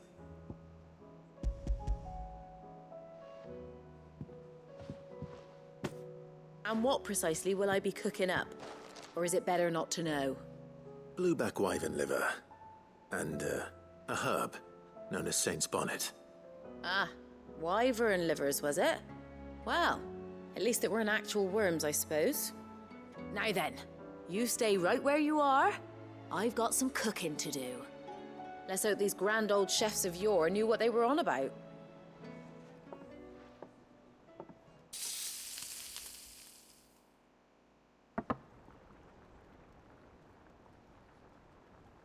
And here we have it. Fried mortress of skyworm. Ivan's offered to make sure it's fit for consumption. Well, I say offered. He as good as begged. And rightly so. Is there any higher honor than partaking in a slice of culinary history?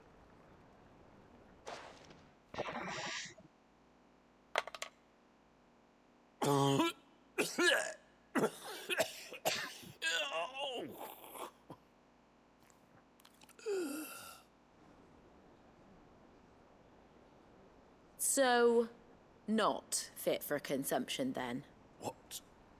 What witchery is this? The crackle of the crust gives way to an almost violent richness. Yet, it is the piquant kiss of the saint's bonnet that tames this savage dish. It is a tour de force, a force of nature even, a maelstrom of flavour and sensation, a graceful beast emerging from centuries of slumber. I think he likes it. Well, I can't quite tell with all that nonsense he's talking. But I reckon you might be right. It was decent then, I take it. Decent? It's remarkable. And I defy any man to say a word to the contrary. Sid, might I suggest that you command a party of your finest men and women to procure a dozen blueback wyverns forthwith? I'll give it some thought.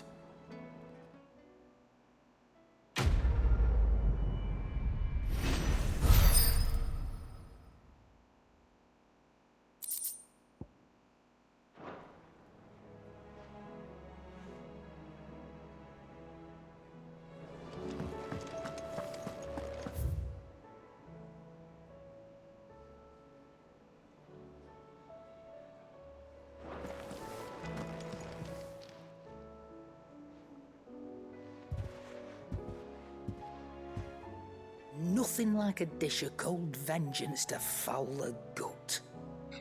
I'm sorry, Nan. I didn't mean to make things worse. I just thought I had to protect you.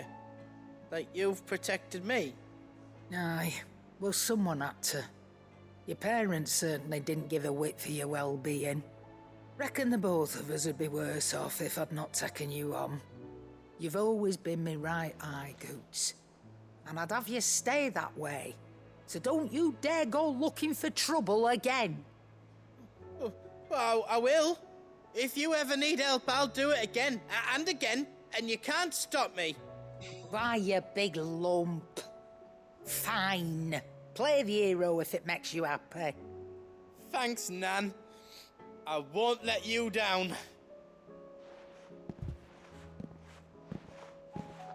There's nothing he wouldn't do for you.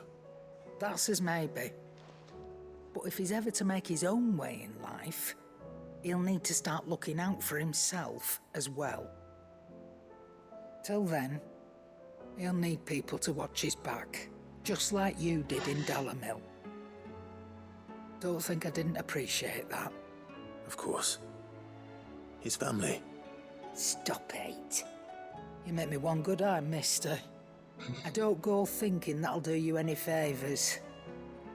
A potion today'll cost you the same as it did yesterday.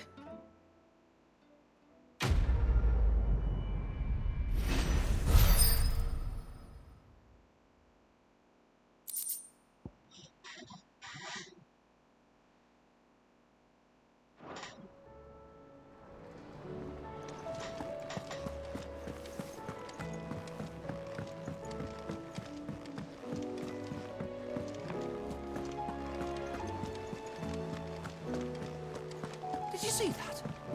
Tell me you saw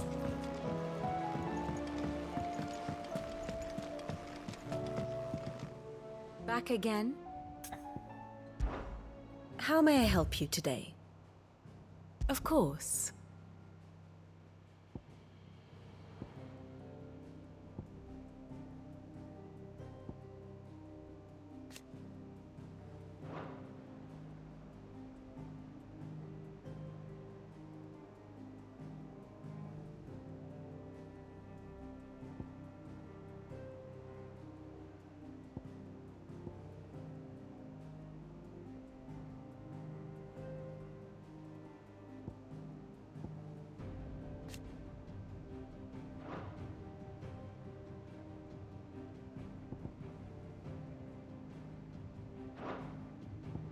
Study it well, Clive.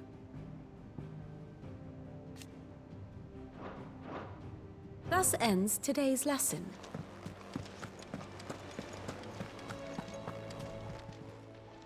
Welcome to the Patron's Whisper. Is everything we've received and everything promised? All yours.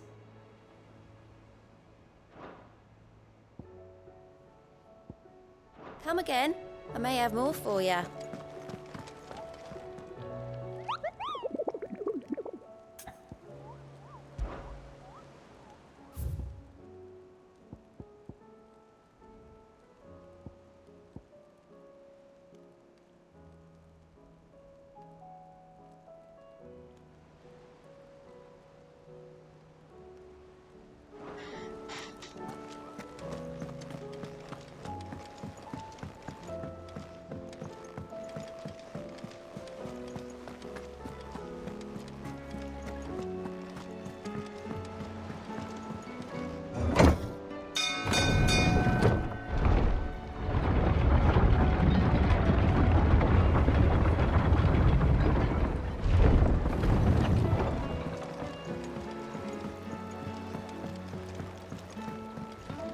I'd say we were in for a storm.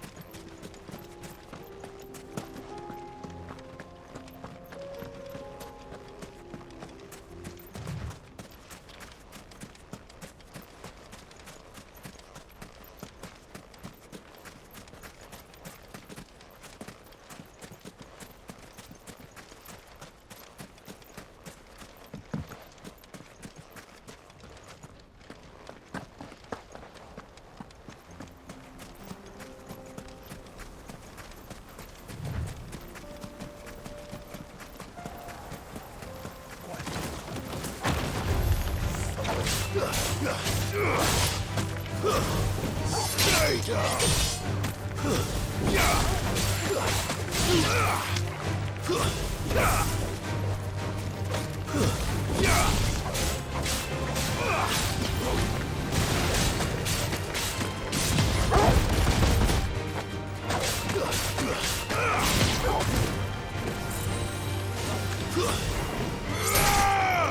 Ogle, kill! Die!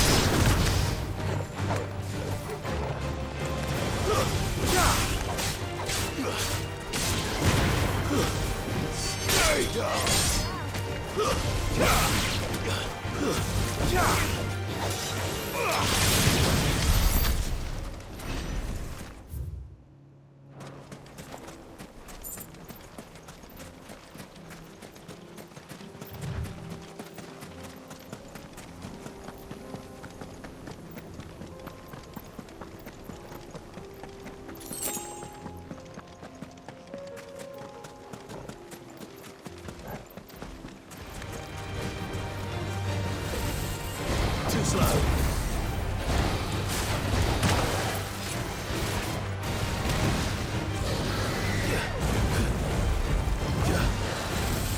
Nice try.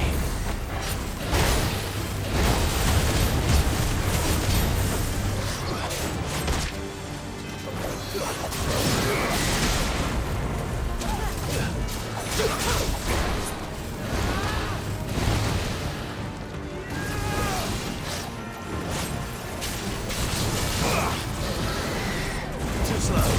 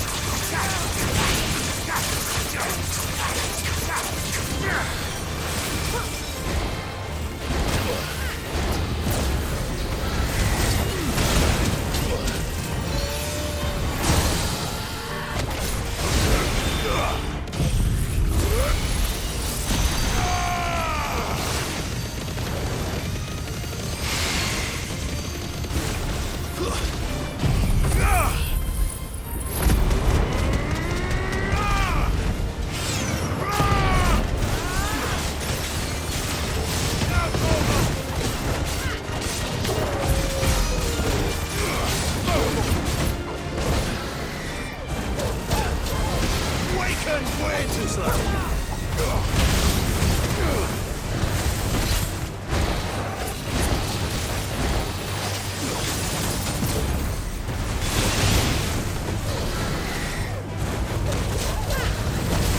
Nice try.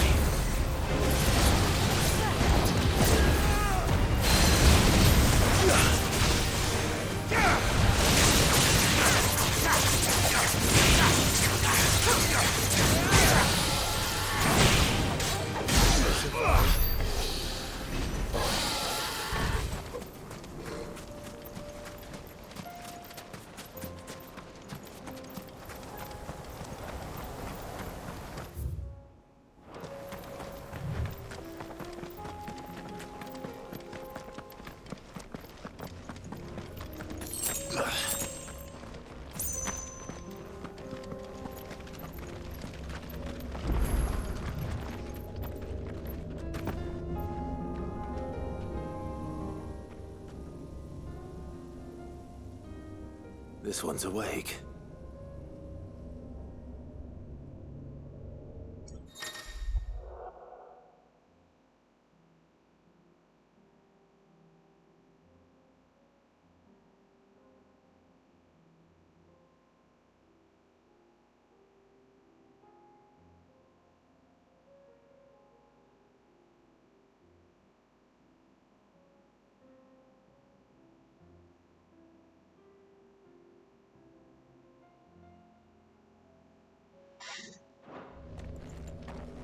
Let's see what's inside.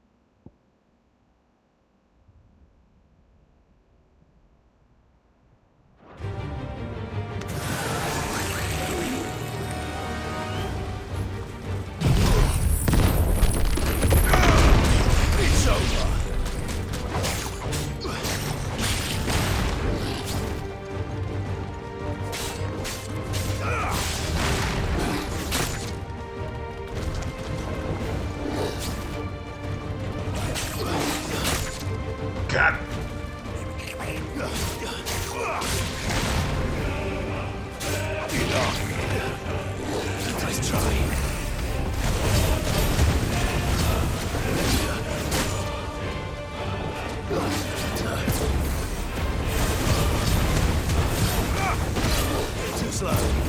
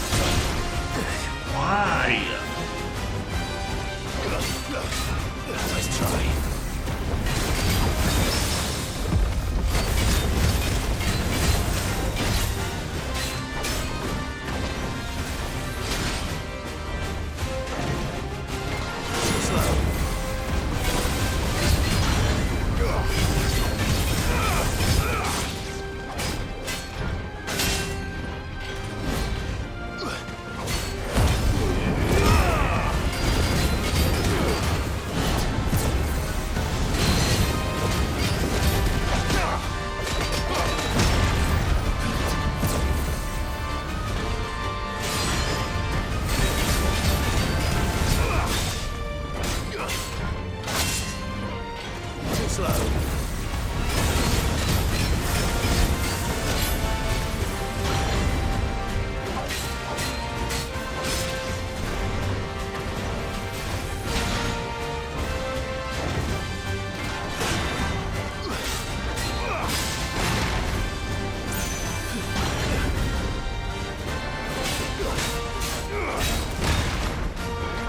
Let's try.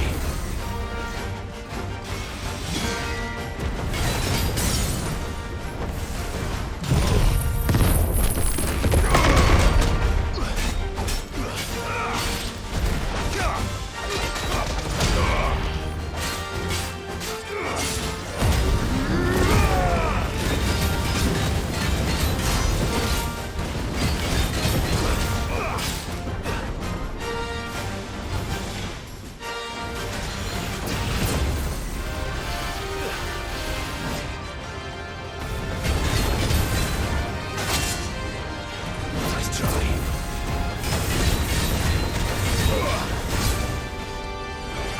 Too slow.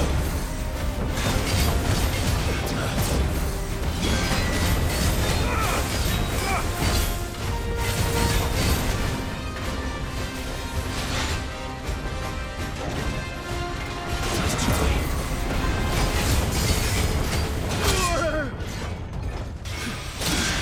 Fuck. I'm not gonna make it.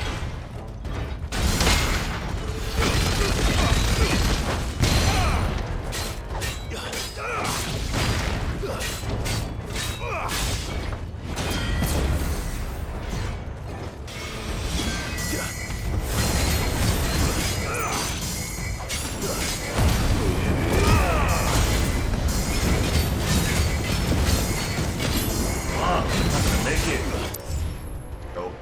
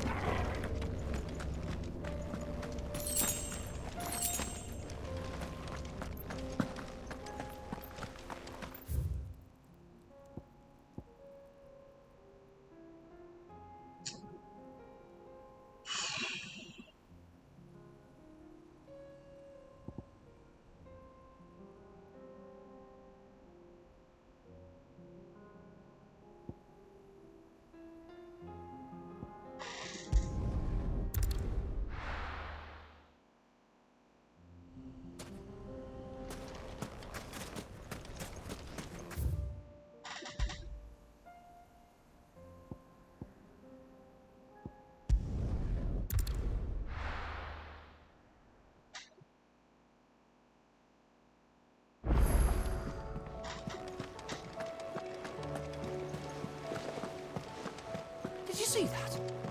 Tell me you saw that.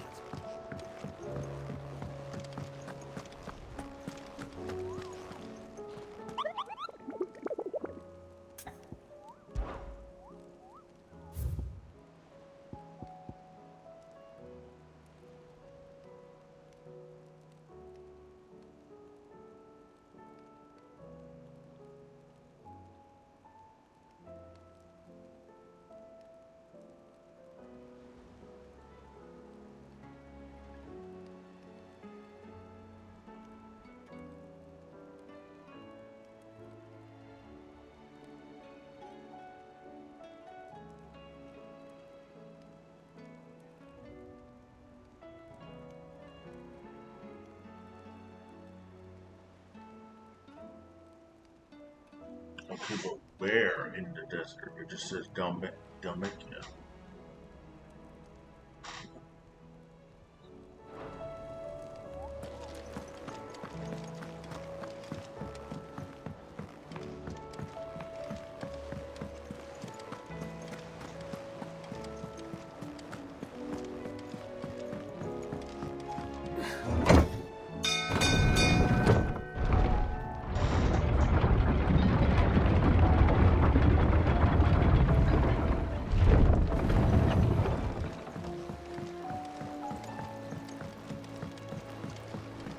I'd say we were in for a storm.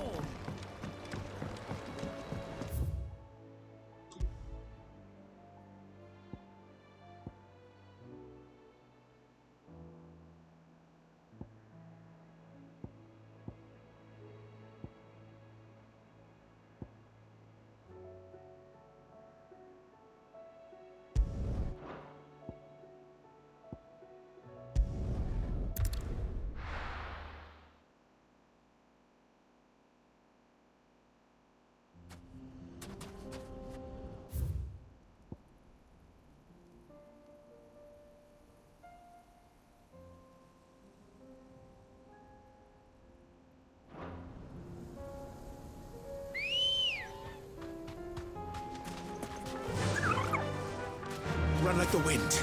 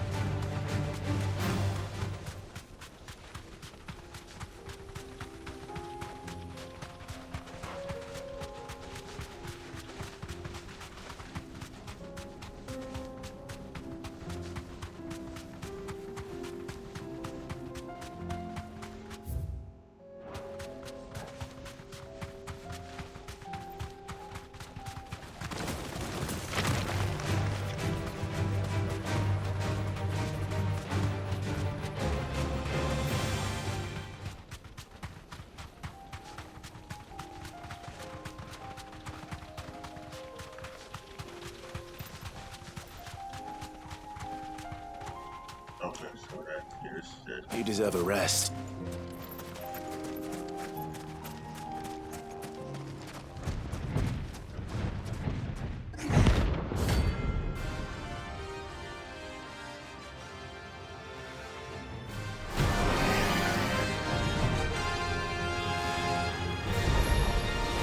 Well, Clive, looks like you're gonna need an even bigger sword.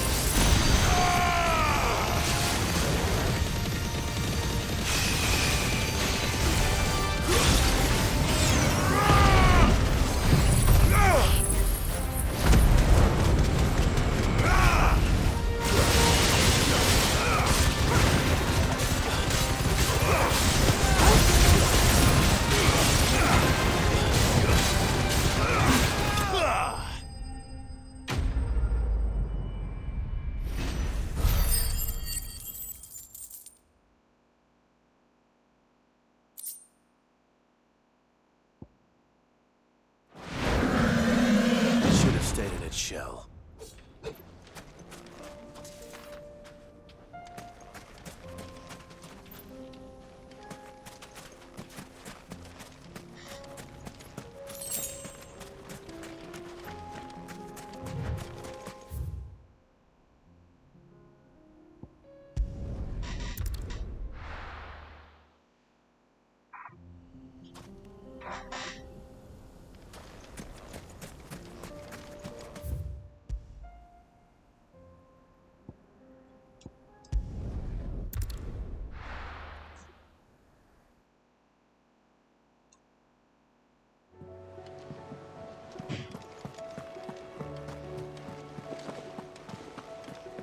Did you see that? Tell me you saw that.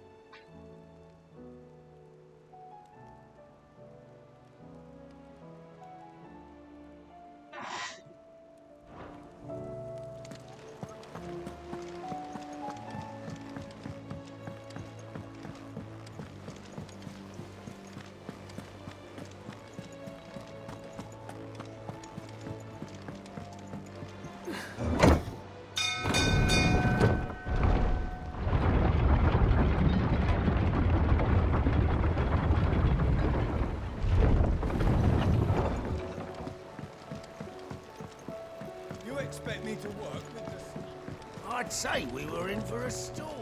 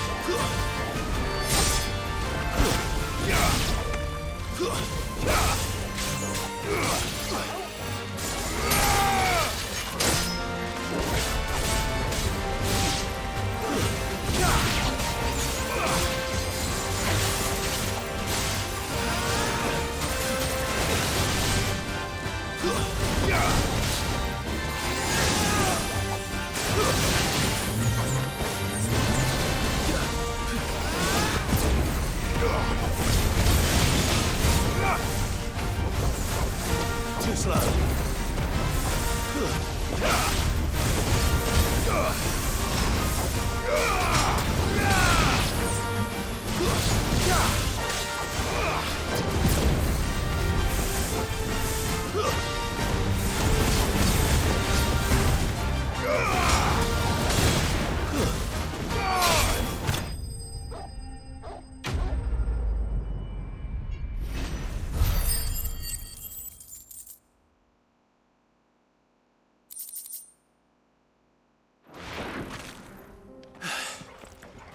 Peace at last.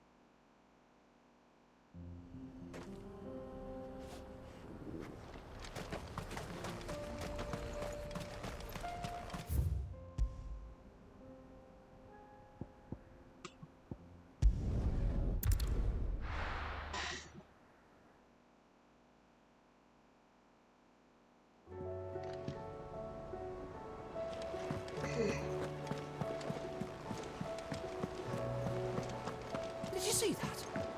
Tell me you saw that.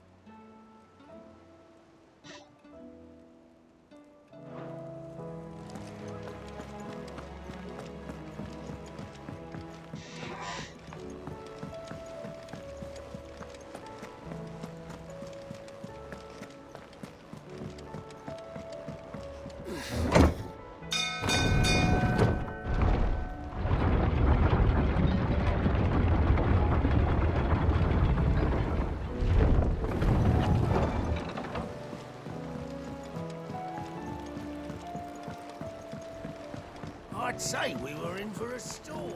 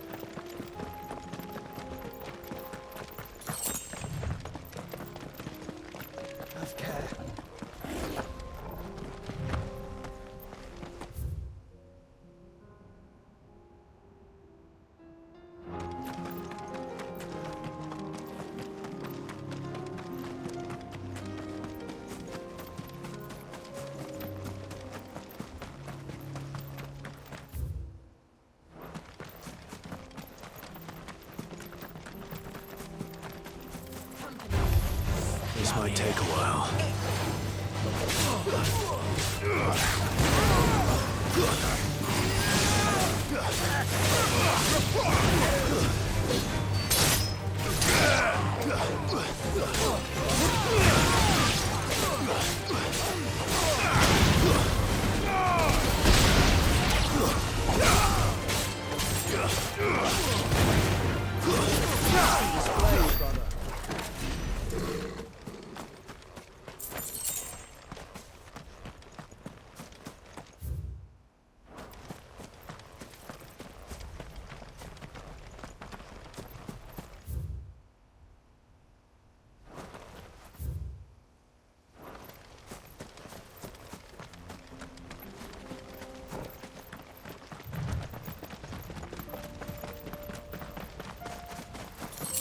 We're not alone.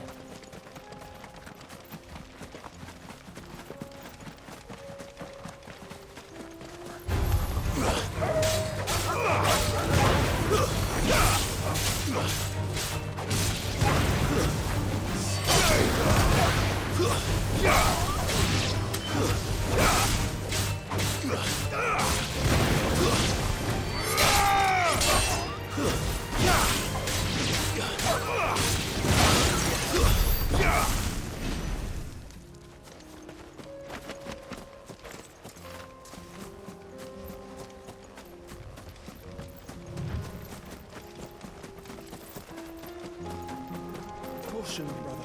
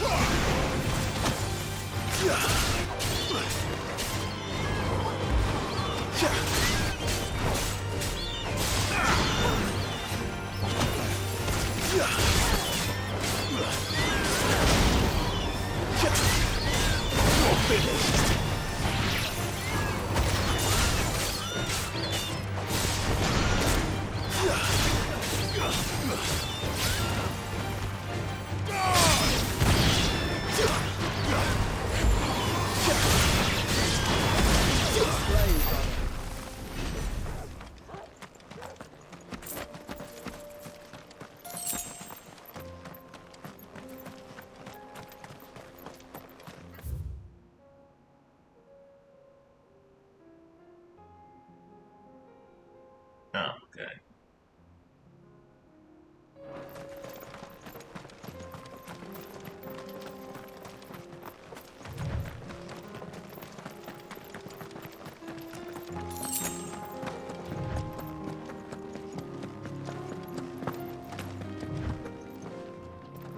Quiet. Don't get surrounded.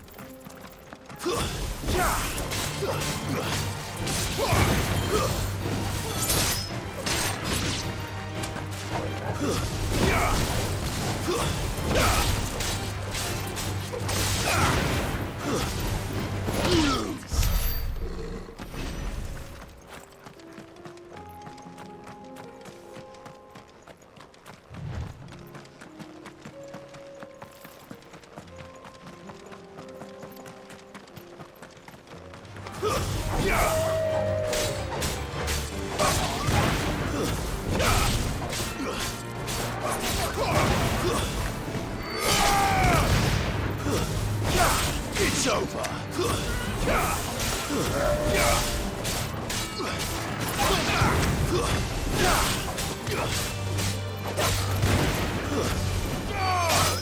Enough.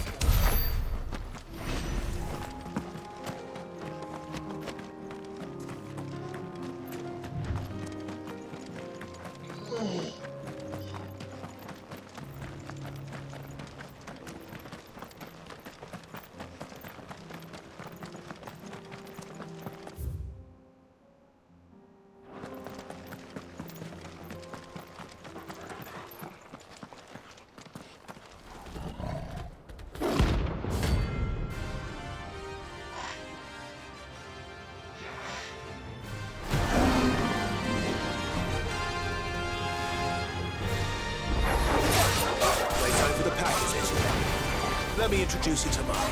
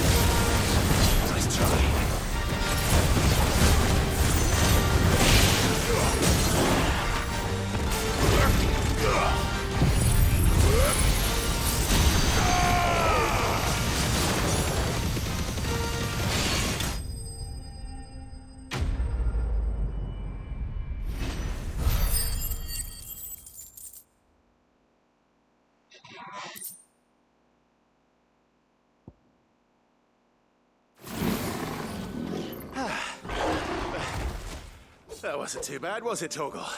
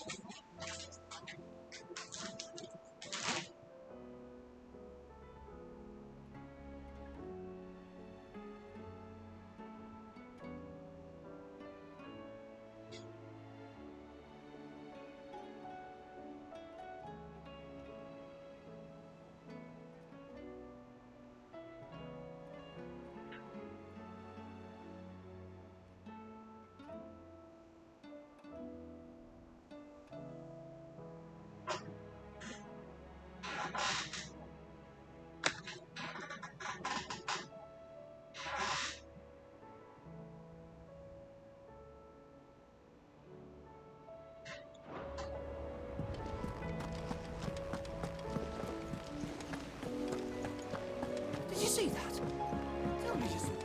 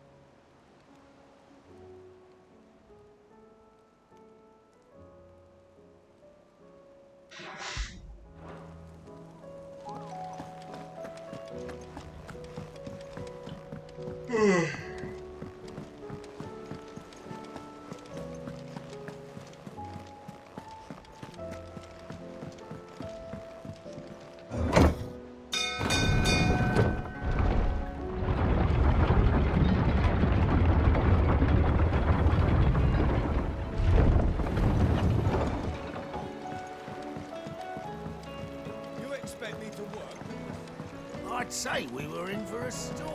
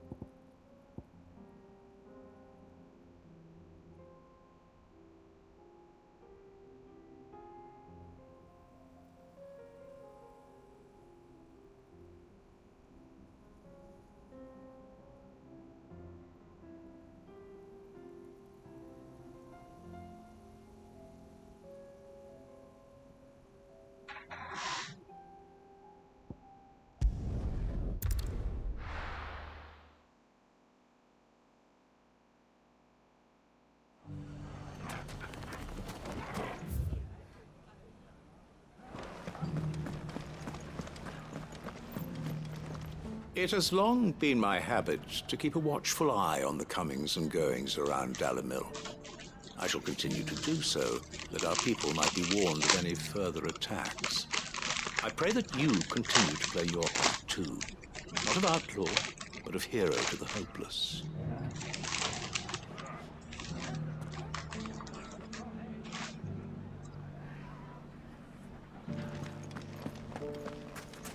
You fought very bravely. The safety of the town is in our hands.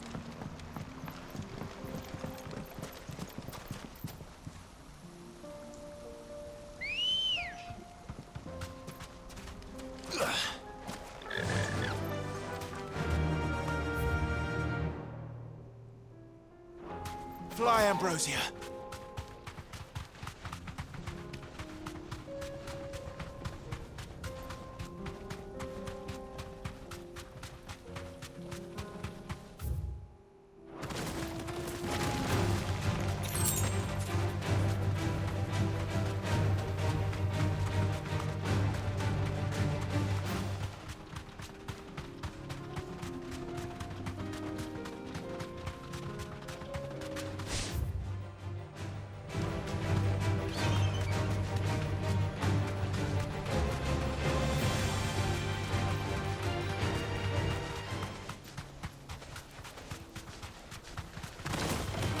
Just the one of you, eh?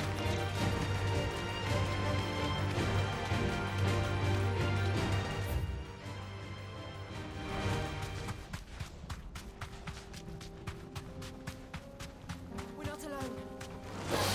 No holding back.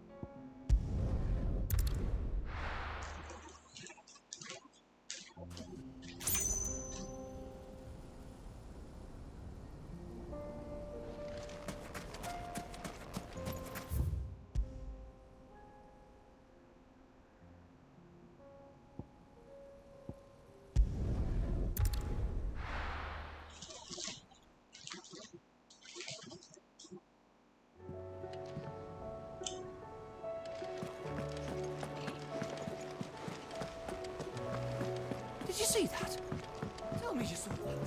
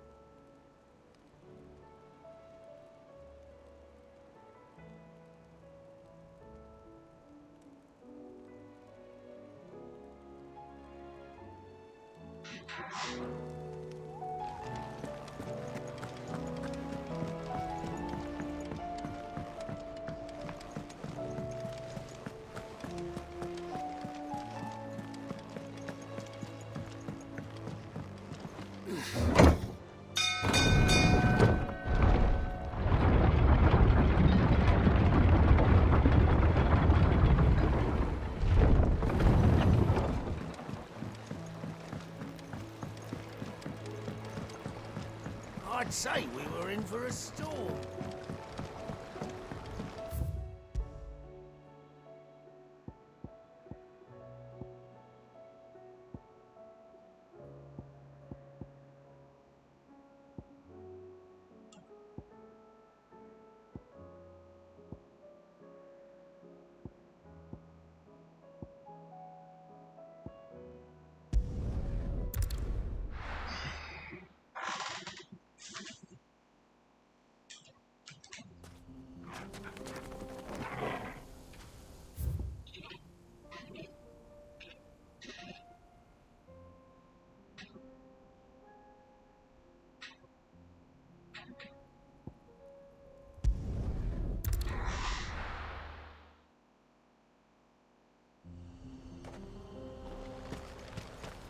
You lost, stranger. Wherever you're headed, it's back the way you came. You lost, stranger. Wherever you're headed, it's back the way you came.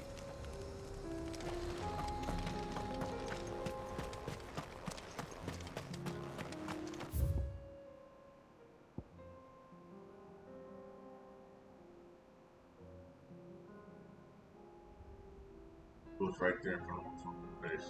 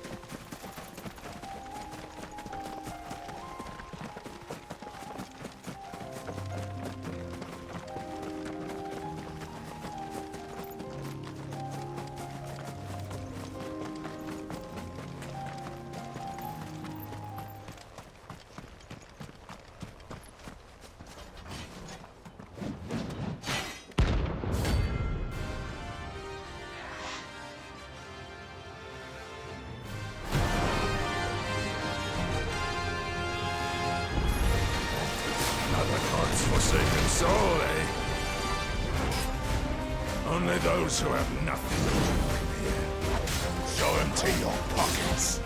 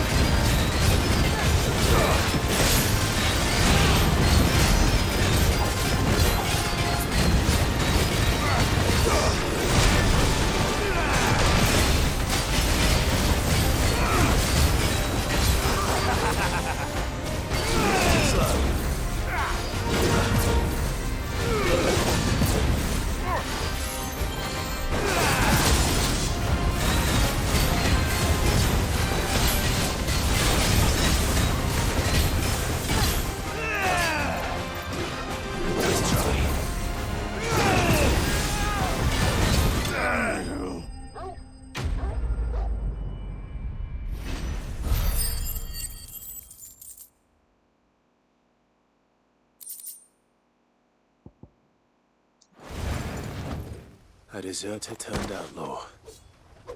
We were more similar than he knew.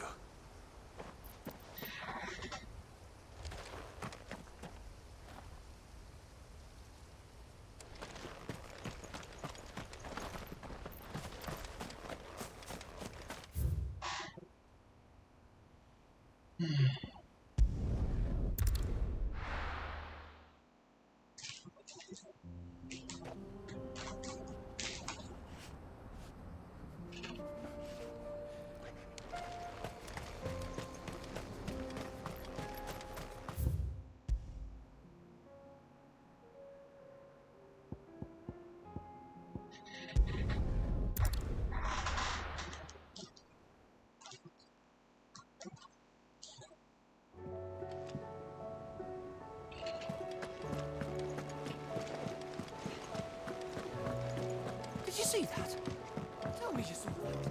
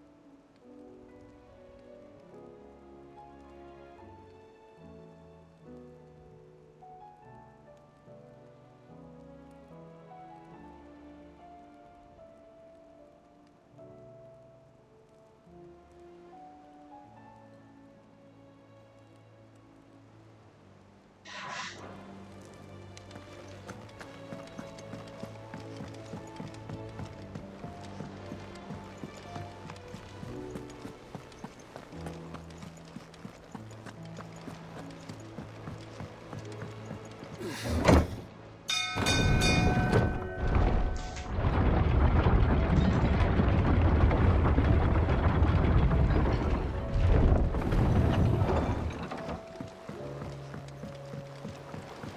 expect me to work? I'd say we were in for a storm.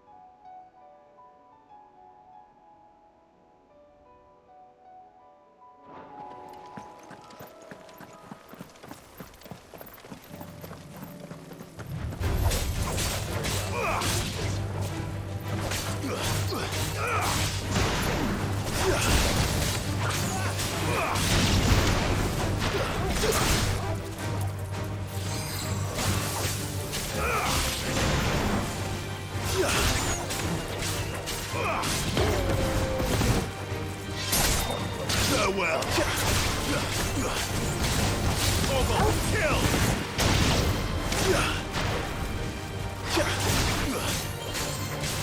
This one.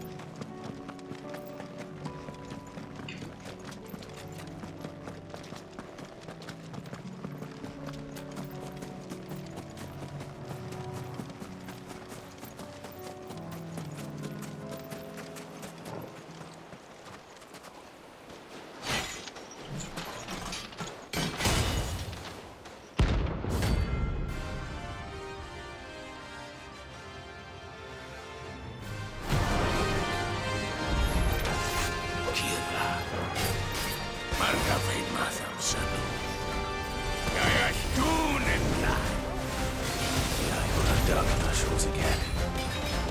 But not for long.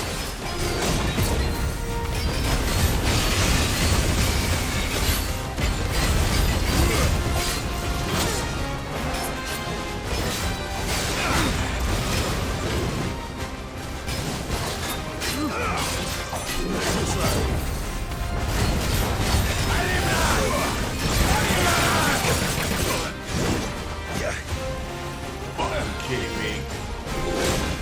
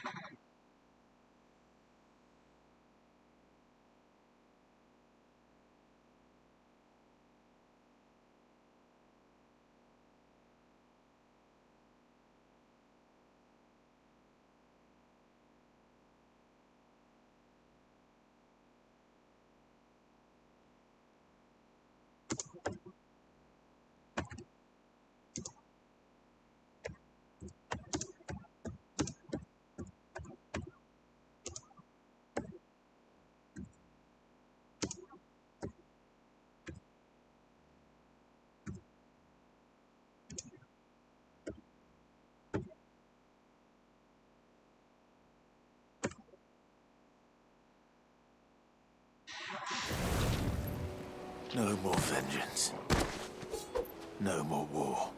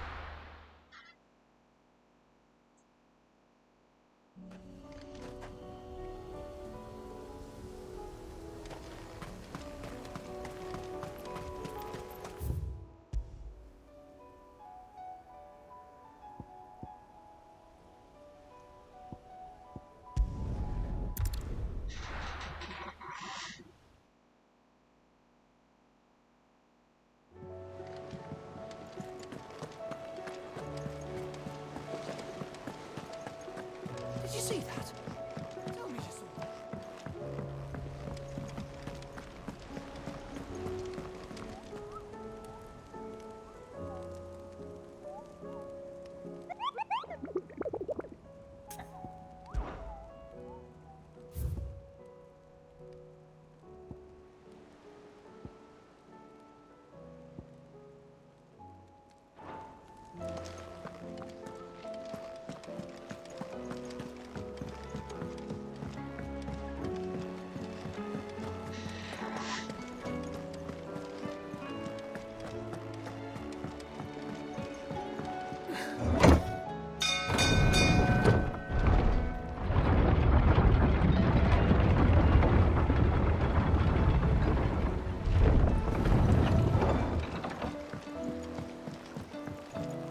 You expect me to work?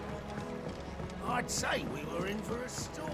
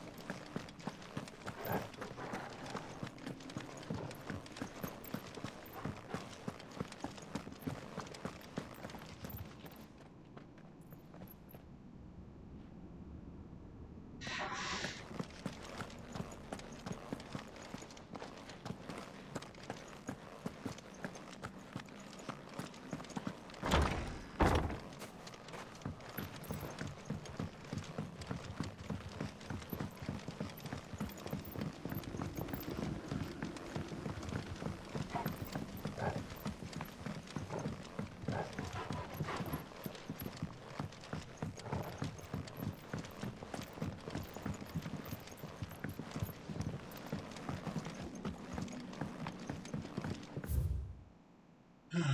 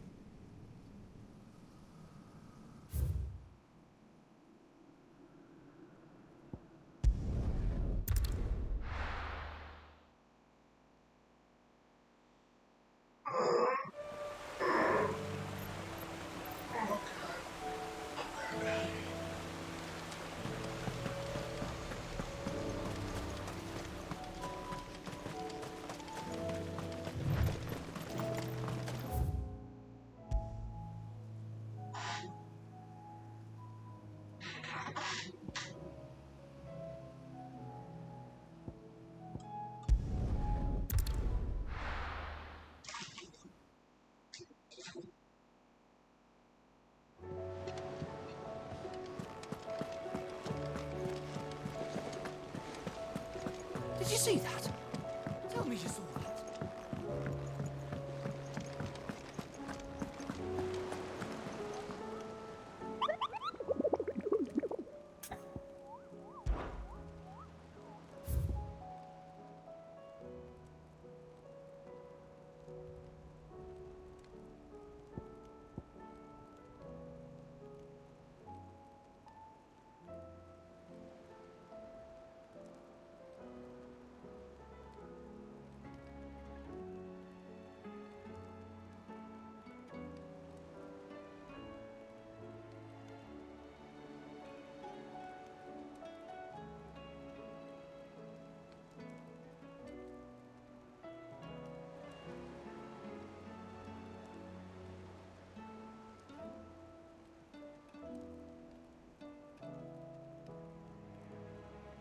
I was at Lost Spring and I didn't see him, so.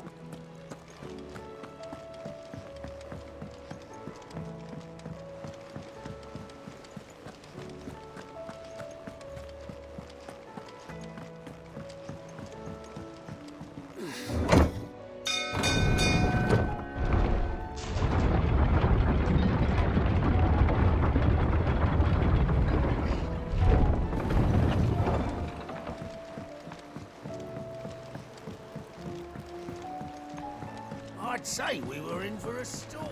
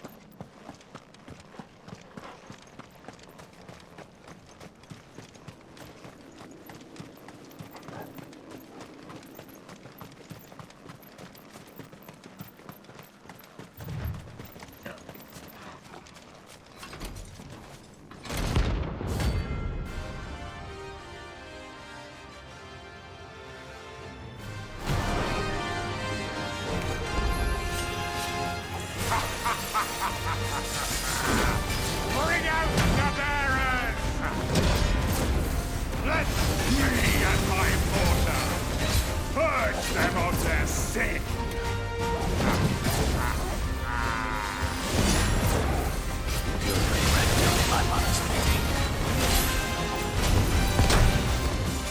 Hold still! Not leaving. Ready?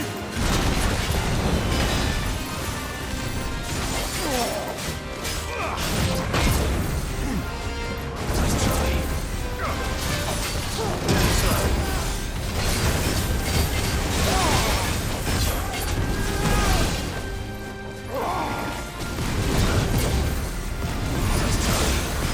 Too slow.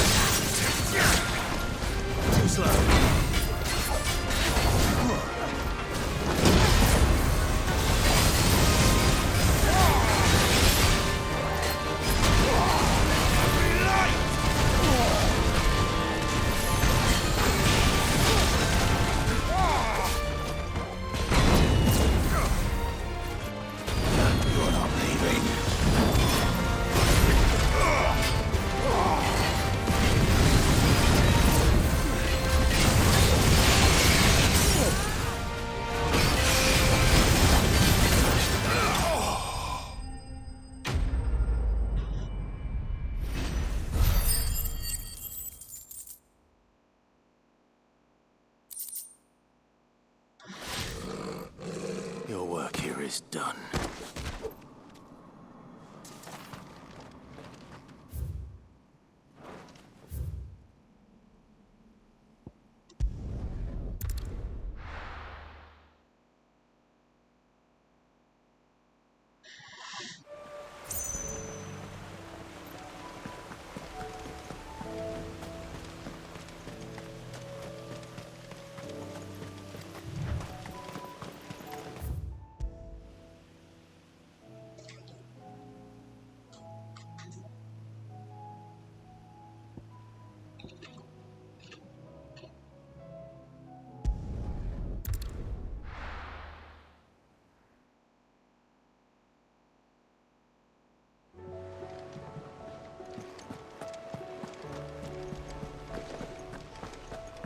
Did you see that?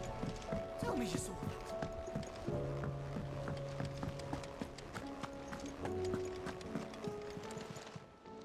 How may I help you today, Clive?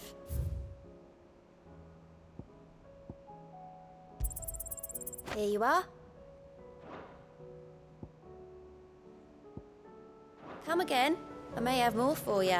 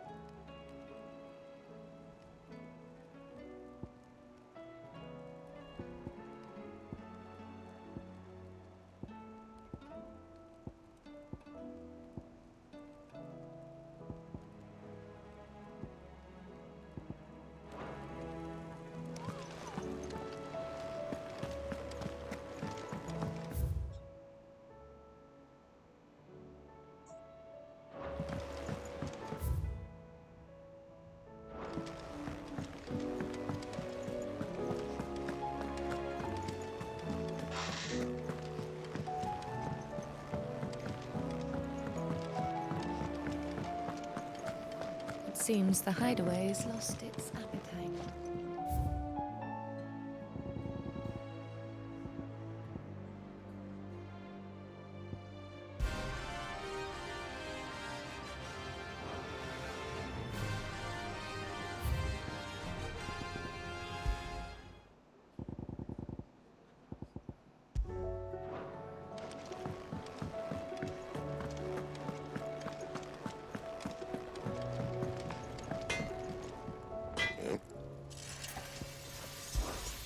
What do you want?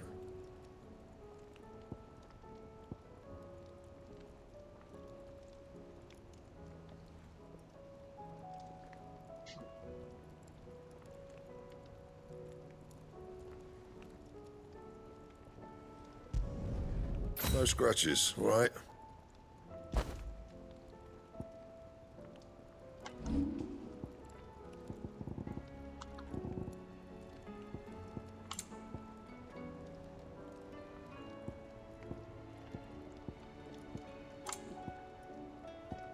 Anything else? Did you see the pair that got hauled into town?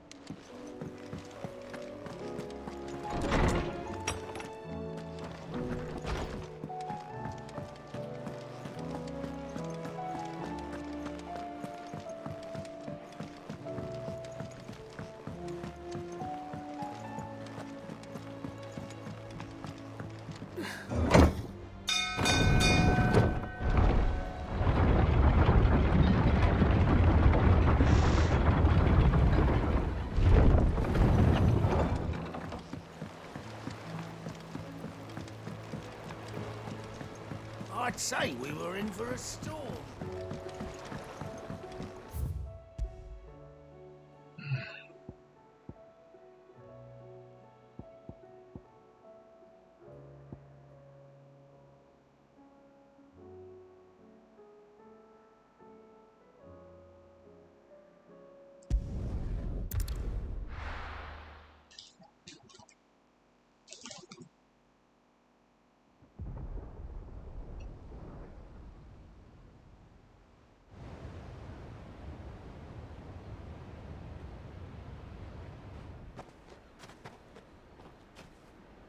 Sounds like thunder.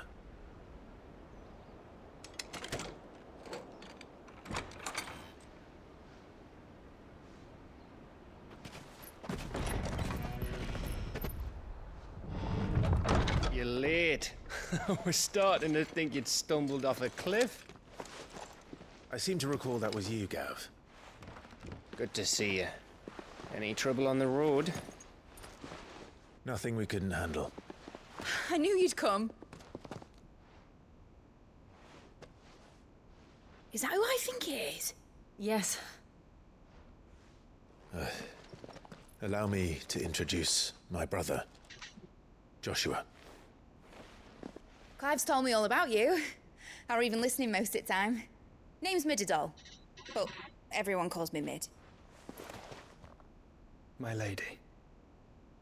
Hey?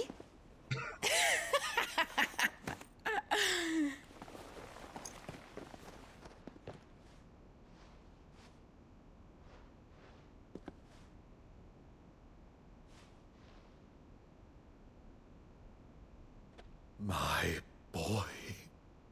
Uncle Byron. It's really you. I never thought I'd see the day.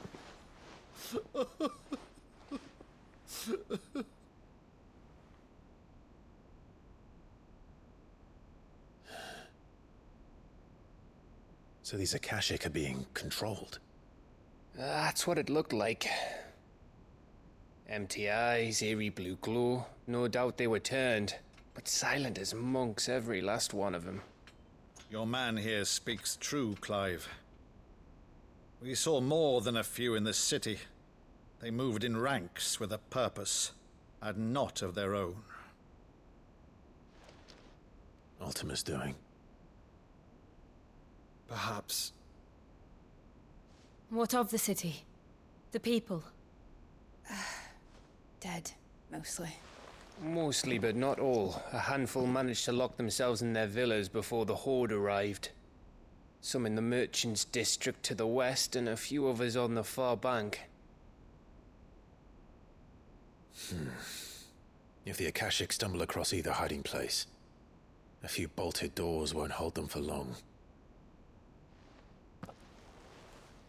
We need to find them. And quickly. What do you propose? We split into two parties. I will make for the Merchants' District, while you look to those across the river. Mind keeping an eye on my brother? Not at all.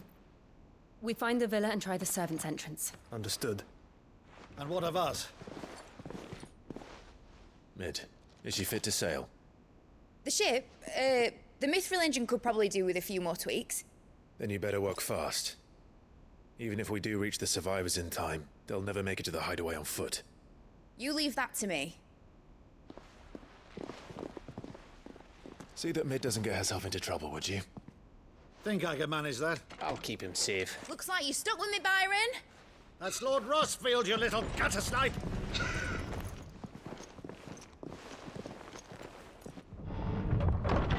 Shall we then? And you keep Clive safe. Be careful. Both of you. You too.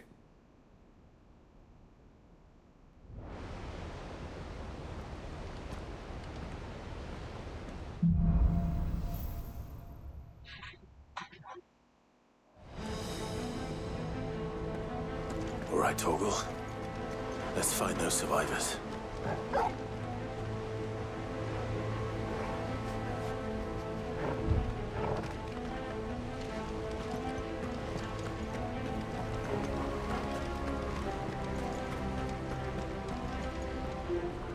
they don't stand a chance against those things.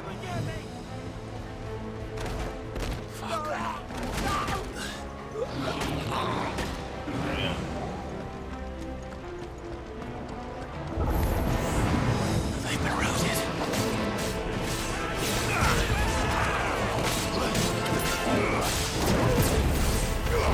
Wearing blue armor.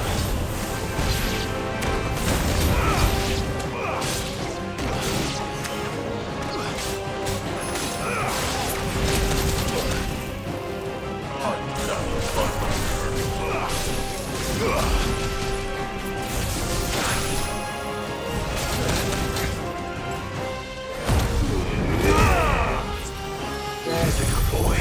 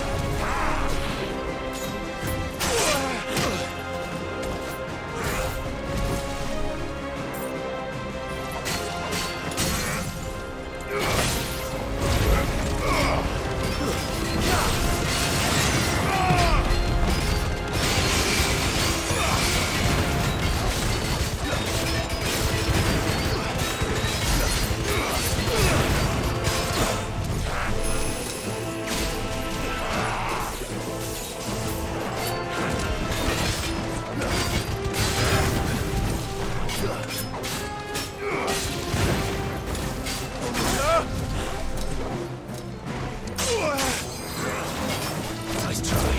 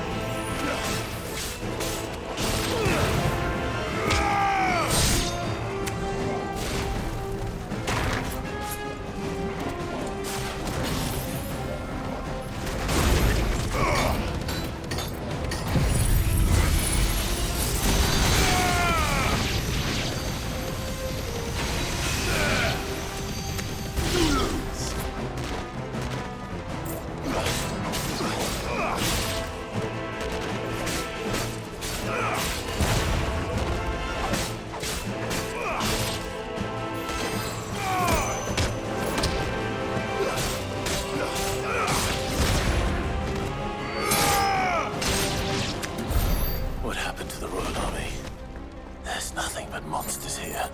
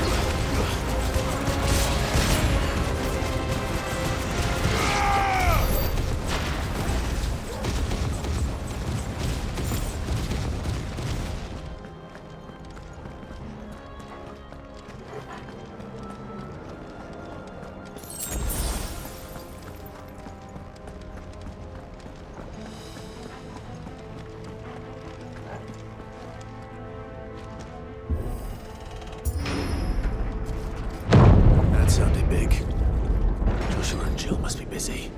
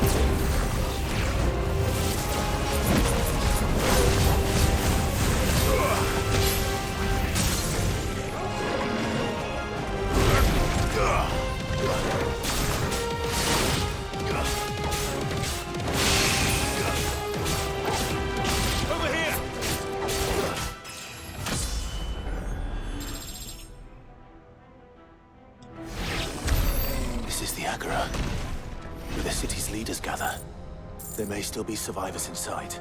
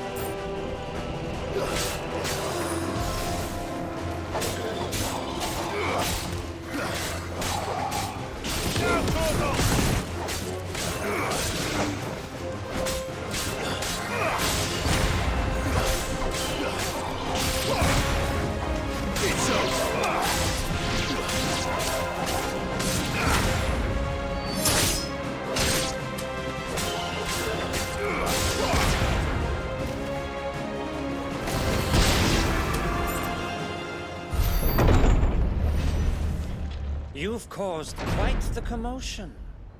But then I would expect no less from you, Muthos. You again. I don't believe we've been introduced. You were in my family's crypt. And now you're here, with an army of Akashic thralls. Manners, Lord Rossfield? They are men, like you and me. Albeit ones unburdened by the wills that drive our kind to madness. They are pure. They are divine. What? And they are all that remains in this once raucous city. You'll pay for what you've done. As you wish. I confess I have been very much looking forward to this. Pardon me this indulgence, Your Majesty. The vessel shall not be spoiled.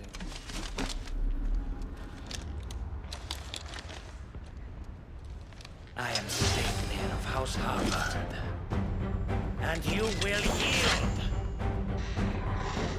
Or not. As long as you don't hold back.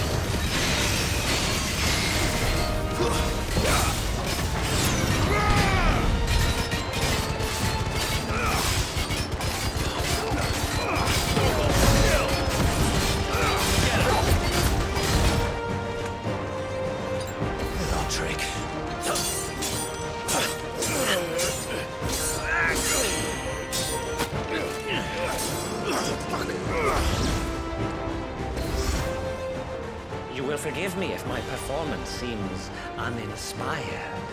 It is just that I expected so much more from our chosen one. Perhaps this will kindle your flame? What now? A gift from my liege lord's armory. Gungnir. Watch closely, Mythos.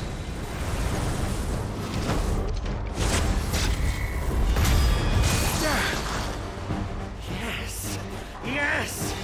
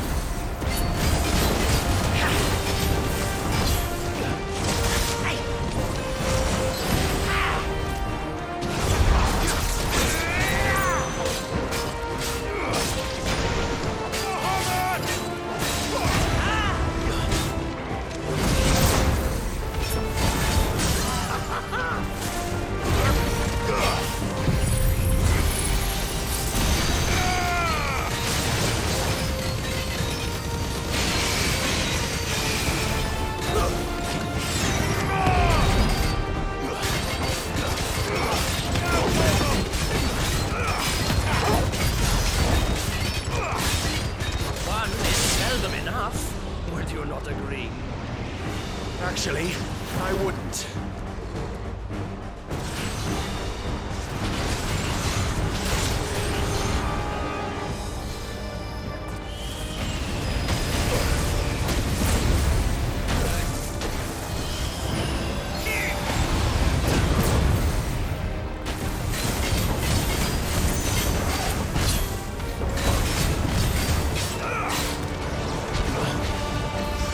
Enjoying yourself?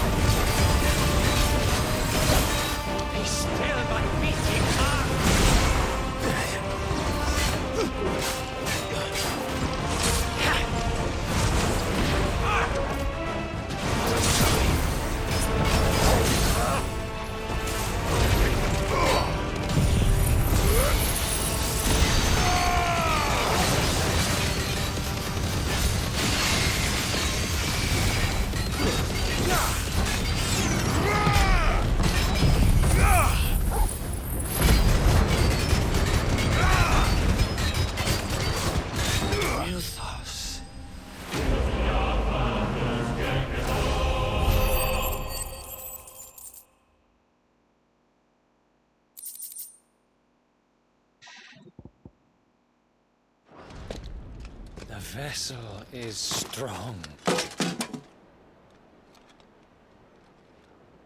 My liege.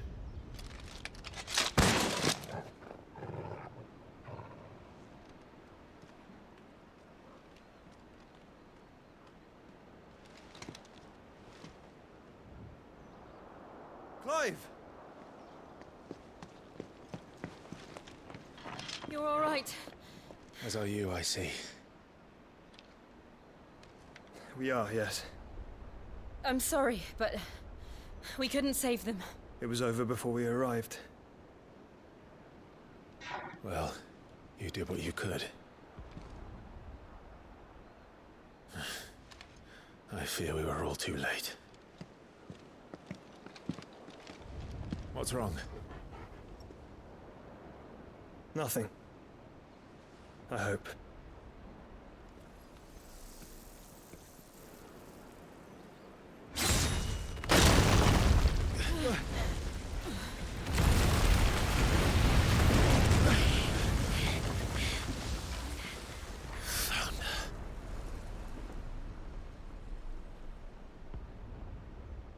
Leaving so soon, Mythos?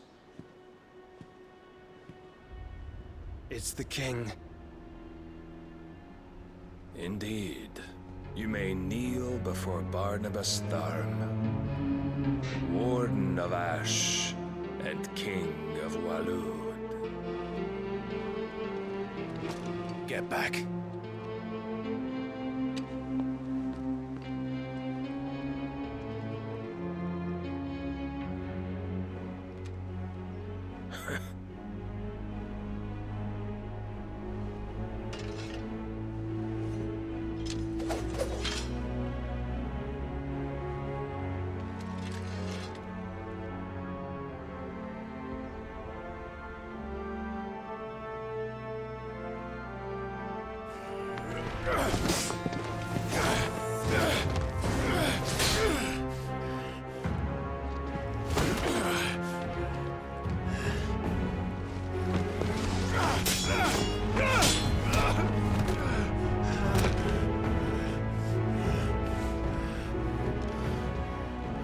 Wild and impetuous. I expected more of the boy who bested my Lord Commander. Yet I see why my master covets you so. The power within you, Mythos. The potential.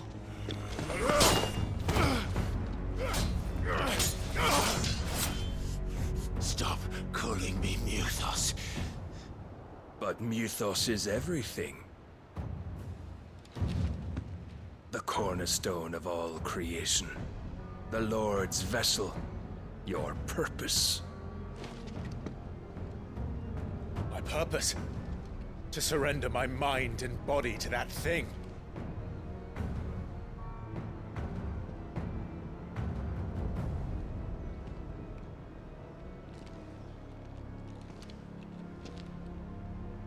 No, Your Majesty.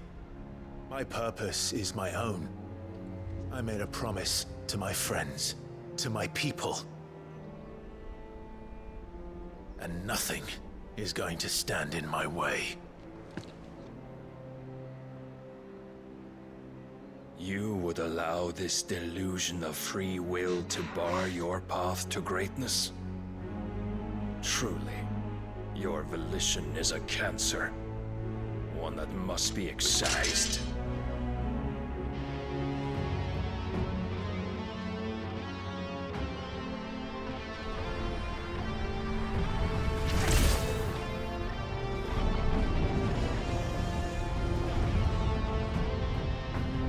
Try it.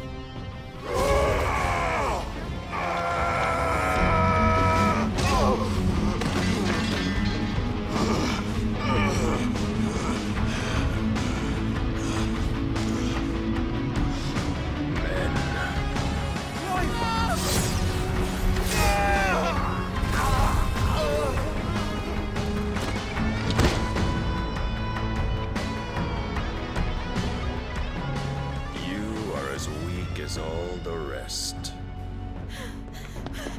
Joshua!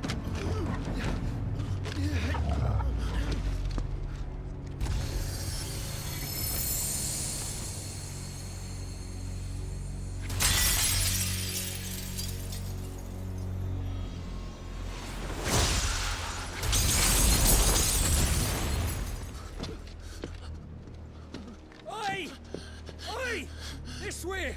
Hurry!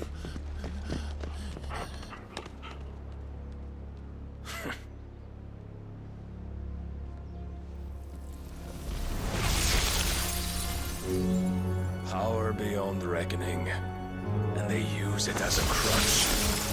Such a waste.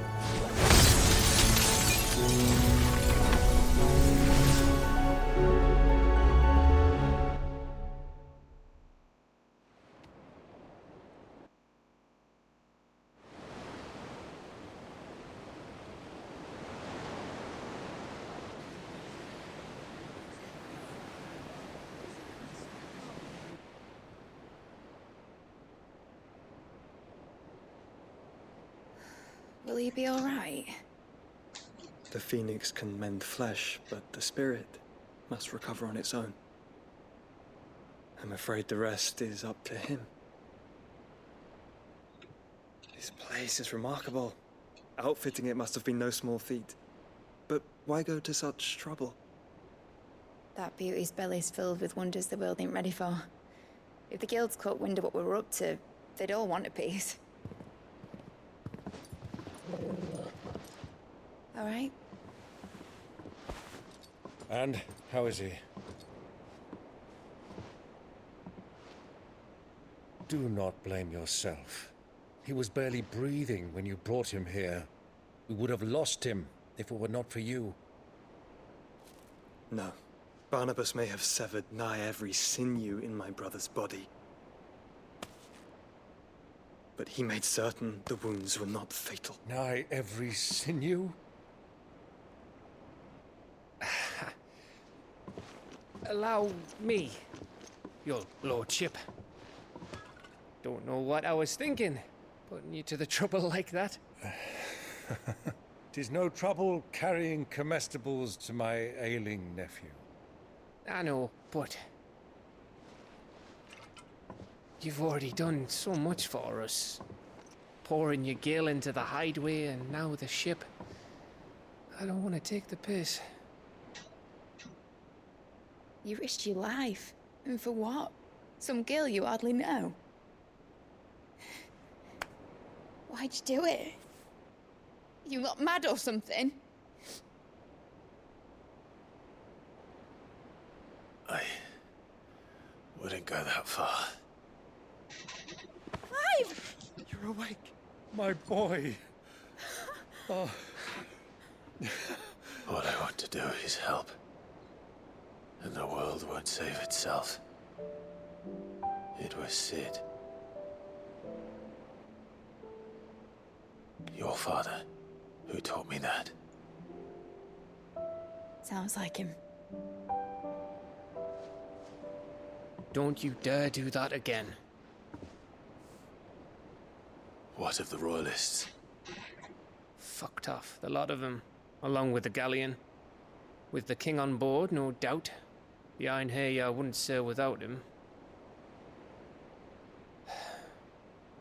Clive. Jill didn't come back. What do you mean? She kept the king busy while the others dragged you out. It's all right, Mid. Jill is fine. The ether of her icon endures. And as long as it does, we can be certain she is alive.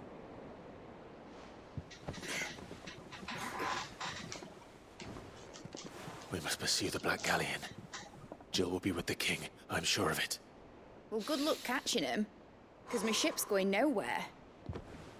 It's the Mithril engine. She's got a kick like a wild chocobo and a mind to tear the hull in half. But do you have an idea? Well, of course I do. My dad'll have seen this coming a league off.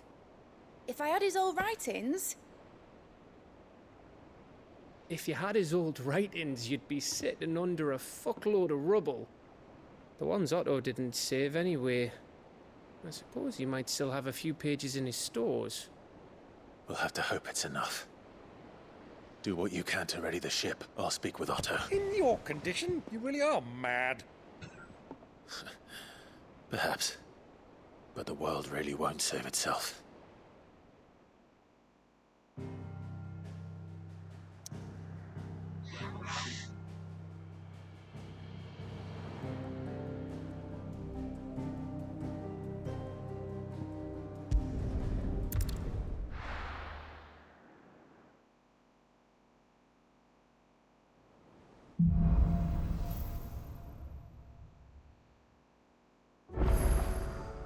Right. Gav said that Otto might know something.